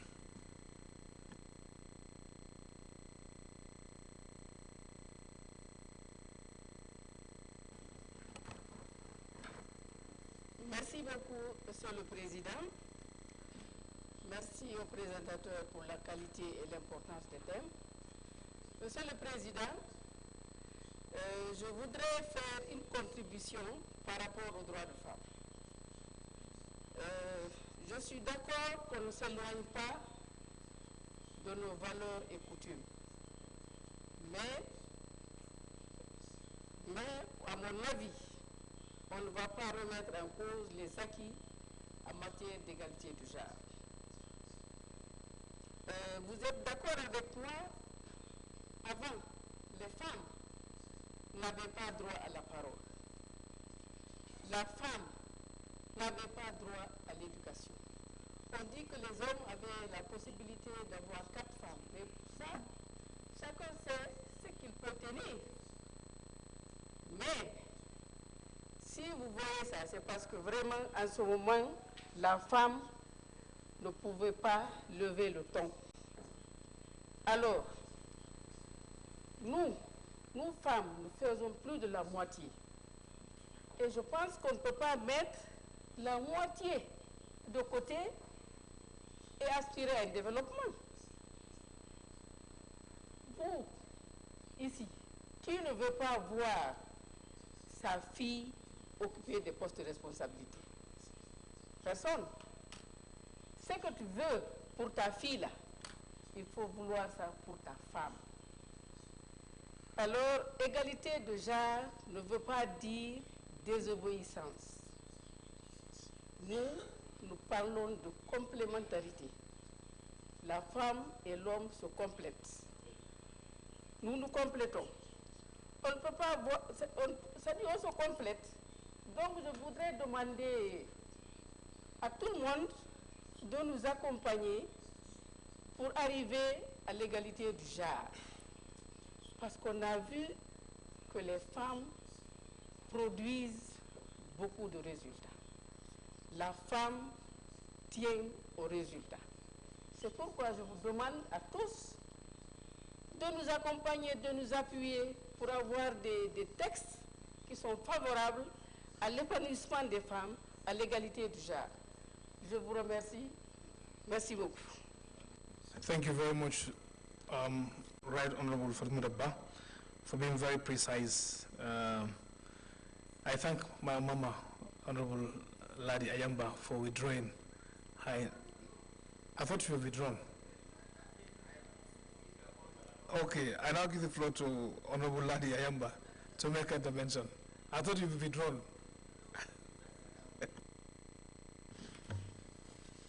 Thank you very much, Mr. Speaker, for the opportunity to add my voice to the discussion on floor. Let me congratulate and say thank you to the presenters. You have put up your best, and I can assure you that you did well. But then, let me also reiterate that all that you said are things that have always continuously been said. And it looks like we continuously talk, but we don't walk the talk. And it's one of the greatest problems. I, however, want to say there is a question one of you asked. Is there no way of enforcing the law? We need help. They should come and help us. Who should come and help us? The problem is with us. The problem is with ourselves. Charity begins at home. You can never walk if you don't ever think of crawling. And you must start it. Nobody can compel you. We are in ECOWAS Parliament. You have come believing the fact that most probably, it will be from here that most of the issues that of concern that you have raised would be solved or taken up. But we have our own challenges here. One of my colleagues mentioned, even contracts, even in my own country, Ghana, there are contracts there. We don't even know how it came about. We don't know when it was brought. We don't know who the contractors are. Yet we are sitting here as representatives. You are asked, I'm on a committee on roads and transport. I was in a committee meeting, went out for sightseeing, and the issue of a contract of a road was, I said, look, please, save me my breath because I have no idea. I have to quietly say that. Is that not a shame? Now, let us talk of the processes, procurement processes. How did it go? Who and who were involved? How did they get it? Not to talk of the cost of the contract. What does it lead to? It leads to what? Corruption. We don't even know. So you can imagine, if we sit here, we will only deliberate. We will deliberate. And sometimes it is worrying for you to hear some of us say, we have to go to the commission. The commission has not said this. Who is the commission is another yet big question. So our human rights, when we talk about it, there is a lot to it. We are Africans and must accept that we are Africans before West Africans and before even we talk about ECOWAS. If we do not start from home, just as my brother from Liberia said, and we suppose that someone will come from somewhere, let me say somewhere, for us to recognize and hold our own human rights and make sure that we live as expected, we are deceiving ourselves. Because your right is with you. The right of your child shouldn't be coming from another person. And I was happy when my sister mentioned that even if she gets home, her children know when to say welcome, the children know when to hug her. If you sit down and you think that the child will go and report you because they are telling children that if your mother or father does something to you, go and report to the police. Excuse me for using this our language. It will hear you. Because nobody will come and correct that child for you. And my brother from Liberia mentioned his school and what he does. You cannot come to my home or you cannot be in my house. I couldn't have birthed you. And then you tell me that you have right more than I who brought you to the world. When I had the right to remove you and throw you in the gutter, I didn't throw you. Mr. Speaker, look, it is a shame. It is a shame that, Mr. Speaker, you are already telling me to wind up when I'm now starting. Mr. Speaker, LGBTQ plus. You don't even know how many pluses are there. The colors you have never dreamed of is what they have. You don't know where it is coming from. A country says that, look, we are not ready, we won't take this, we cannot have this. Then they are told that if you will not take it, we will not support you, we will not give you money, we will not do what? For God's sake, how is this world going to end if we so agree with LGBTQ++? Because I've never seen a man and a man giving birth to children. Neither have I seen a woman and a woman giving birth to children. And this is what they are inculcating into the minds of our children. Then we sit here and we say ECOWAS, we say rights. We are facing the joke of ourselves. I can assure you. Mr. Speaker, child abuse. Just look at them. I don't want to even mention. When they are teaching their children music, if you may call it, or songs or whatnot, they couch it and say talented kids. Good. We have seen the children jumping and dancing and we are happy. You, an African, take your child for fishing. They will arrest you on the high seas or in the river and say child abuse. We had an issue where a teacher on a Sunday went with his child because there was nobody at home. He was going for fishing. When with the child? A teacher, a professional teacher. This teacher was arrested with the child taken away, separated from him, and that he had no right. What are we doing for God's sake? Look, we are talking about terrorism. We have said this in the last parliament. We spoke about it. We spoke about terrorism. If you look at some of the videos, and then at the end of the day, you see the kinds of weapons that people have in some of the deep necks of our forests, you will ask yourself, where did they get those weapons from? Sometimes you see them even still in their containers. Did their weapons fly? Did they melt and get into that place? Who brought them in? How did they come in? How do those people live? It is in our blood. It is within us.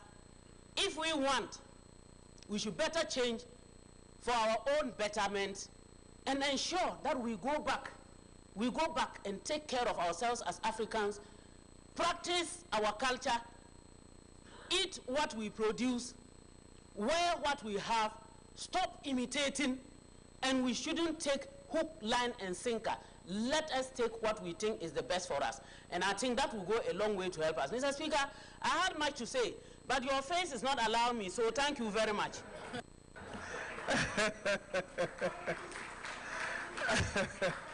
That's Mama, the Mother of Parliament. Thank you very much for understanding as we are constrained with time. And thank you so much for, this was a lecture. We appreciate your intervention. Now I invite Honorable Blessing Amadi to take the floor. Thank you, Mr. Speaker, my colleagues, ladies and gentlemen. I'm Blessing Amadi. I want to thank the presenters of the papers. They've done very well by addressing contemporary issues. I have some comments. Number one, I want to know what the international human rights and regional human rights organizations are doing to curb unemployment in the region and crime. The two of them go together. We now have cases of PhD holders. They're not employed, they're at home, and a Yahoo boy calls them. Of course, they're more knowledgeable. They have all it takes to give them better techniques. Now, I don't know how you can prevail on our heads of states to come together and you teach them to reduce their security vote and create more job opportunities for the citizens. People are suffering, they are hungry, they are angry. You find in a family of 5, 4 unemployed graduates are there. What hope are you giving to the family? Number 2, you talked about your scholarship and empowerment programs here. Please, is it possible for you to publicize and to allow the parliamentarians to have access to such programs, because they will go a long way to help our people. As parliamentarians, we don't have our budgets. Whatever is paid to us is what we use. But we need these empowerment programs and scholarship programs for people. Then the second paper talked about your intervention in the conflict resolution mechanisms. For the member states, you listed Nigeria. I only saw the Middle Belt, Northwest and Northeast. I want to draw attention to the South-South, where we have militancy, and the Southeast. In these two regions, kidnappings are ongoing and a lot of killings are going on. We can't even go home. Thank you very much. Thank you very much, Honorable Blessing Amadi, for being so precise and straight to the point. Honorable members, honorable colleagues, let me sincerely thank you from the bottom of my heart for the well-informed debate you have showcased. It's over 3 hours. You've been debating meticulously. You've been debating as informed citizens. You have also even manifest that this concern that the presenters has put across on the board, you know it better than them. Because all of your interventions are problem solving, are even giving more exposure to the presenters, that you really know what is really happening in our region. I thank you so much for the interest you have in the discussion. I know the presenters would have a very easy job. Some of them are general comments, and some of them are also answering the questions, and some of them are questions as well. And many questions are even overlapping, so it makes your work very easier to tackle those interventions. So I'll now give the floor in sequence as it started, the first presenter to go and respond to issues and wind up the debate. Then the second presenter will also follow. You have the floor.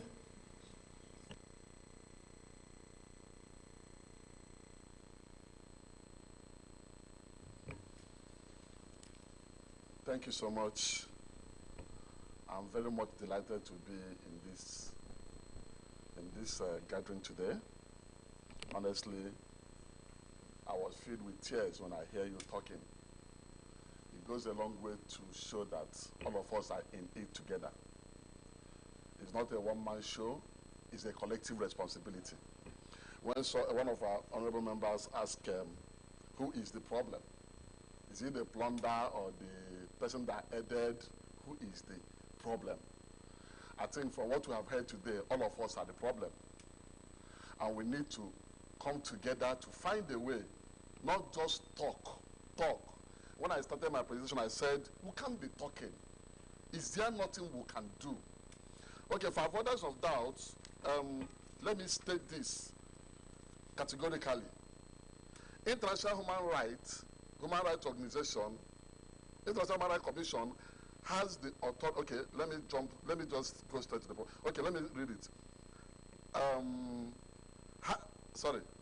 Has the authority to confer other degrees, ranks, and titles. Now listen, as the only organization without the participation of any government,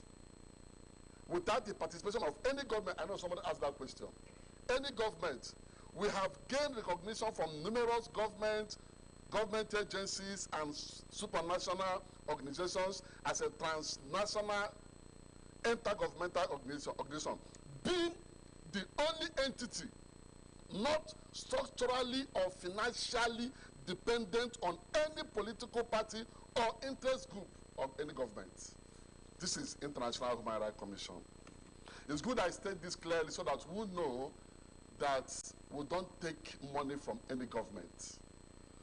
I know that maybe we have not really gone around West Africa. We are establishing a lot of understanding, MOUs.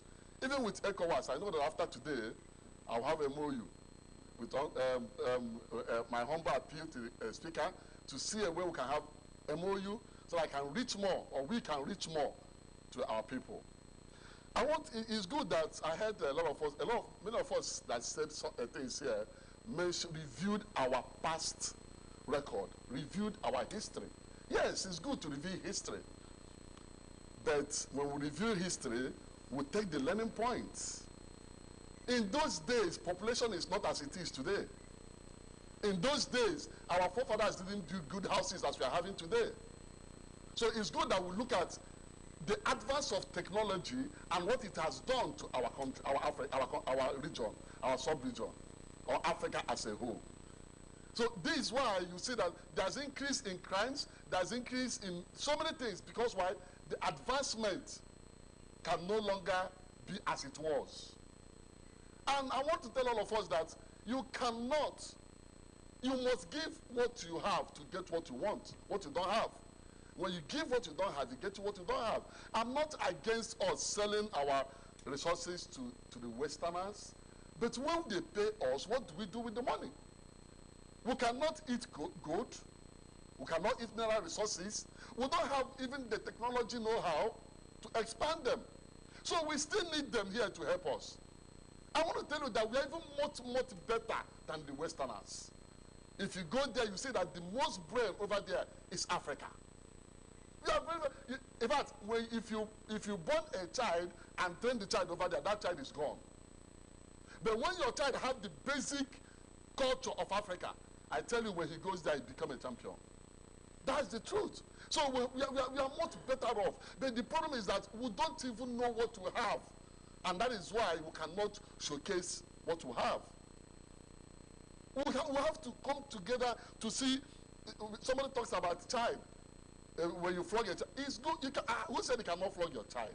But when it becomes an abuse, that's where human rights comes in. You must train your child in a way. I'm a Christian. I believe in the Bible.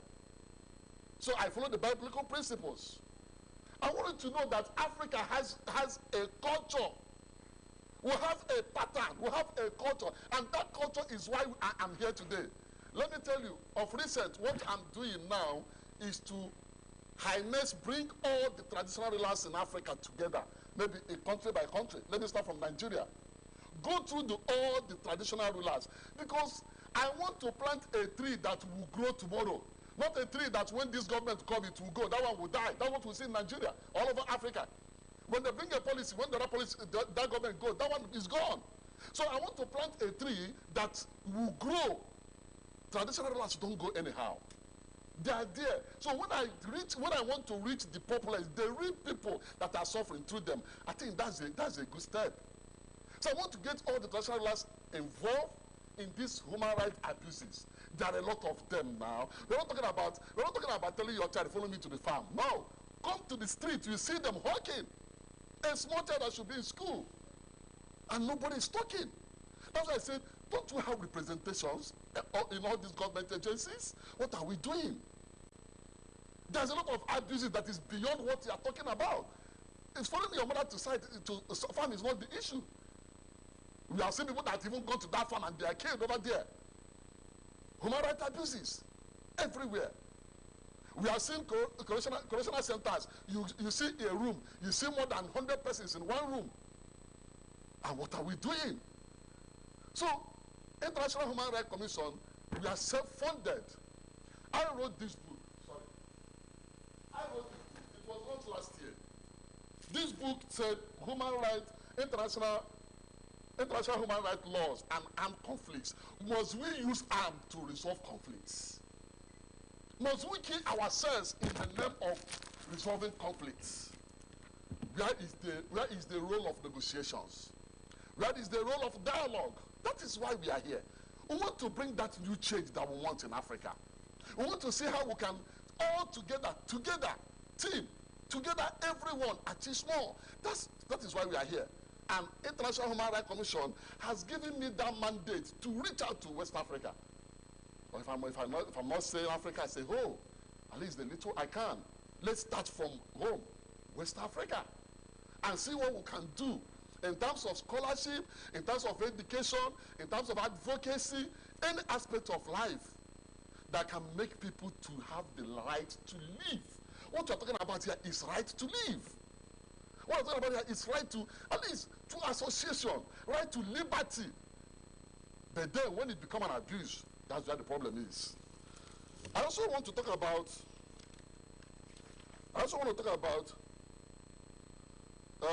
the issue of migration, illegal migration. Why are they migrating? Why are the young people, boys and girls, leaving Africa? Why are they leaving West Africa? Why are they leaving? That's the problem. Hunger, instability, high cost of living. And so if we can bring this government together and improve our region, why do we need to travel? Why do we need to leave our country? Why do we have a human capital flight? Why do we have brain drain? Why are they there? Because we are not living up to the expectation. We have all the mineral resources, and yet nothing is happening. They pay us, somebody will pocket the money in his pockets. I don't know what I'm communicating. They will pay us, and yet you will ask me, where are this good money? Now, what is the agreement that you even have with these foreigners? This agreement, are they paying, or is it just for, are they going there to build a house for you as a leader? We need to know what are they even paying us. In Sierra Leone, they have, in Nigeria, we have a lot of mineral resources, but the impact is not felt. What is going on? We don't want to be talking again. We want to move. I want to work with you people. Let us see what we can do to change the narrative. Not just be talking every time, talking. Last time I was in Kenya, I told them, it's not about talking. Is there nothing we can do, United Nations? Every time we are talking. People are dying. Our children are dying. All right, so We can stop this illegal immigration by what? By bringing our governments together, telling them the right thing to do. I know it's not going to be easy. Sometimes when you talk, you will get one message and you won't talk again. But some of us, there are some people that are fearless that can still talk. I know that when one firewood is on fire to cook, it will not cook fast like when you put 5, 6 firewood together. We don't have to, because the market, there are fake products in the market, so you won't go to market again. There are fake pastors, so I will not go to church again. No, we have to, because we still have good ones. And these good ones, when we harness them, bring them together, we can make impact. We can make West Africa a better state and a better place to stay. Thank you. I don't know whether I've addressed most of the issues. I know there's a lot to talk about. Thank you. Thank you. Thank you very much for that brilliant intervention. And I'll give the floor to Center for Humanitarian Dialogue for them to also make the response. Honorable Speaker, Deputy Speaker, members of Parliament, thank you once again for the opportunity. A lot has been said, and you know, there is a lot to take away from here in terms of food for thought. So I'd like to join my brother in thanking you for the quality of your analysis and the questions. So many questions have been raised. Even at the beginning, honorable member had asked for our credentials. What makes you qualified to address these issues? And I'm sure my brother would also like to mention that. But to say that by training, I am a political scientist. I have studied, focused, you know, my studies on West Africa, specifically on Liberia as a country, although I am Nigerian. I did my master's and doctorate dissertations on Liberia. So also, of course, subsequently having worked extensively for ECOWAS before joining this organization, I think we're eminently qualified as Africans, as West Africans, to bring another perspective to the issue that we are discussing. So that is where we're coming from. In terms of, you know, the organization that Geneva, honorable member had mentioned Geneva and talked about some of the attributes. Maybe first to say that some of these societies are also very plural. They are not monolithic societies. There are people with all sorts of ideological leanings who make a whole. So while we have in some of these countries people who have committed certain atrocities in the past, etc., there are also people who mean well. There are also humanists who have been kind, you know, to us as Africans. When you talk about Geneva, Geneva, yes, is HD's headquarters, but it also hosts perhaps the second largest UN mission in the world. When you talk about Geneva, you talk about the Geneva Conventions, the law of armed conflict, which is absolutely relevant till today. So I think we just need to put that, you know, respectfully in perspective. Some of these entities, some of these societies actually also have been so good to the world. We're talking about Geneva again. We talk about John Calvin with his Calvinist principles, which actually is the bedrock of Protestantism in Christianity. So that an organization is based outside of Africa does not mean it is anti-Africa. Thank you. In terms of what we can do together, given, you know, our expertise, our knowledge on some of these issues, some of our entities, I would say that HD, for example, is actually a strong partner of the African Union. I had alluded to that earlier. We have an MOU with the African Union on providing analysis, on sharing our ideas, as well as backstopping efforts, you know, peacemaking interventions across the continent.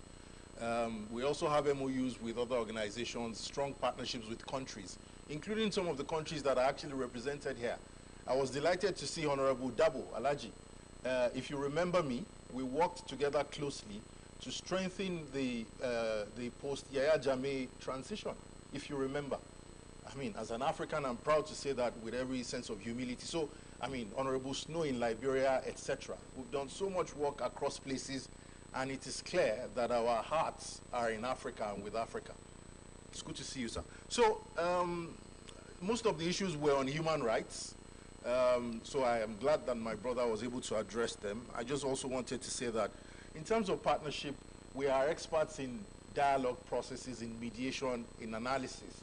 We can partner with the ECOWAS Parliament, you know, to enhance the capacities. I'm sure you have some capacity already. To enhance the existing capacity in mediation and dialogue processes, for example. We can organize trainings, we can help with analysis, we can help even backstop some of the mediation interventions that you may be embarking on at different levels, whether at the ECOWAS Parliament level or even, you know, in the countries or the constituencies that you represent. We can also, of course,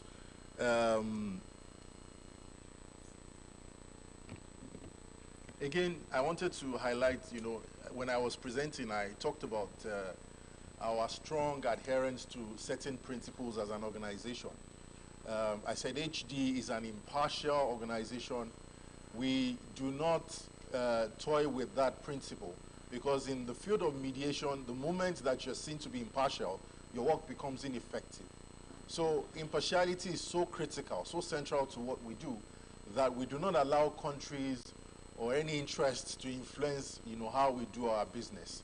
We pride ourselves on that, and if we have any donor or any interest that wants to influence the way that we understand or the way we intervene in countries, we don't allow it. So thank you once again. It's good to be here. Thank you very much. Honorable members, honorable colleagues, I think they deserve another round of applause. Honorable members, on your behalf, let me sincerely thank the representatives of the International Human Rights Commission, IHRC, and the Center for Humanitarian Dialogue, HD, for their responses provided and winding up the debate. I think at this juncture we are satisfied. Honorable members, the agenda of our plenary sitting is exhausted. As a result, the next plenary sitting will take place on Friday, 19th July 2024, from 10 a.m. prompt. Tomorrow, we shall devote the presentation of country report. Yes, the country reports of the various countries. Tomorrow shall be devoted for country report of Republic of Cote d'Ivoire and the Gambia. Will present their country report. Yes, and before I close the session officially, I want to remind the out-of-committee members that after lunch we'll be having a meeting at our main building, Parliament. And we are a receipt of communication from the ECOFEPA Presidency, Honorable Veronica Karisise, meeting with the Bureau that we on Friday after lunch. And for that note, that brings us to the end of the session. Before we close, they want to make some presentation of documentation. Then thereafter, we can close the session. Yes.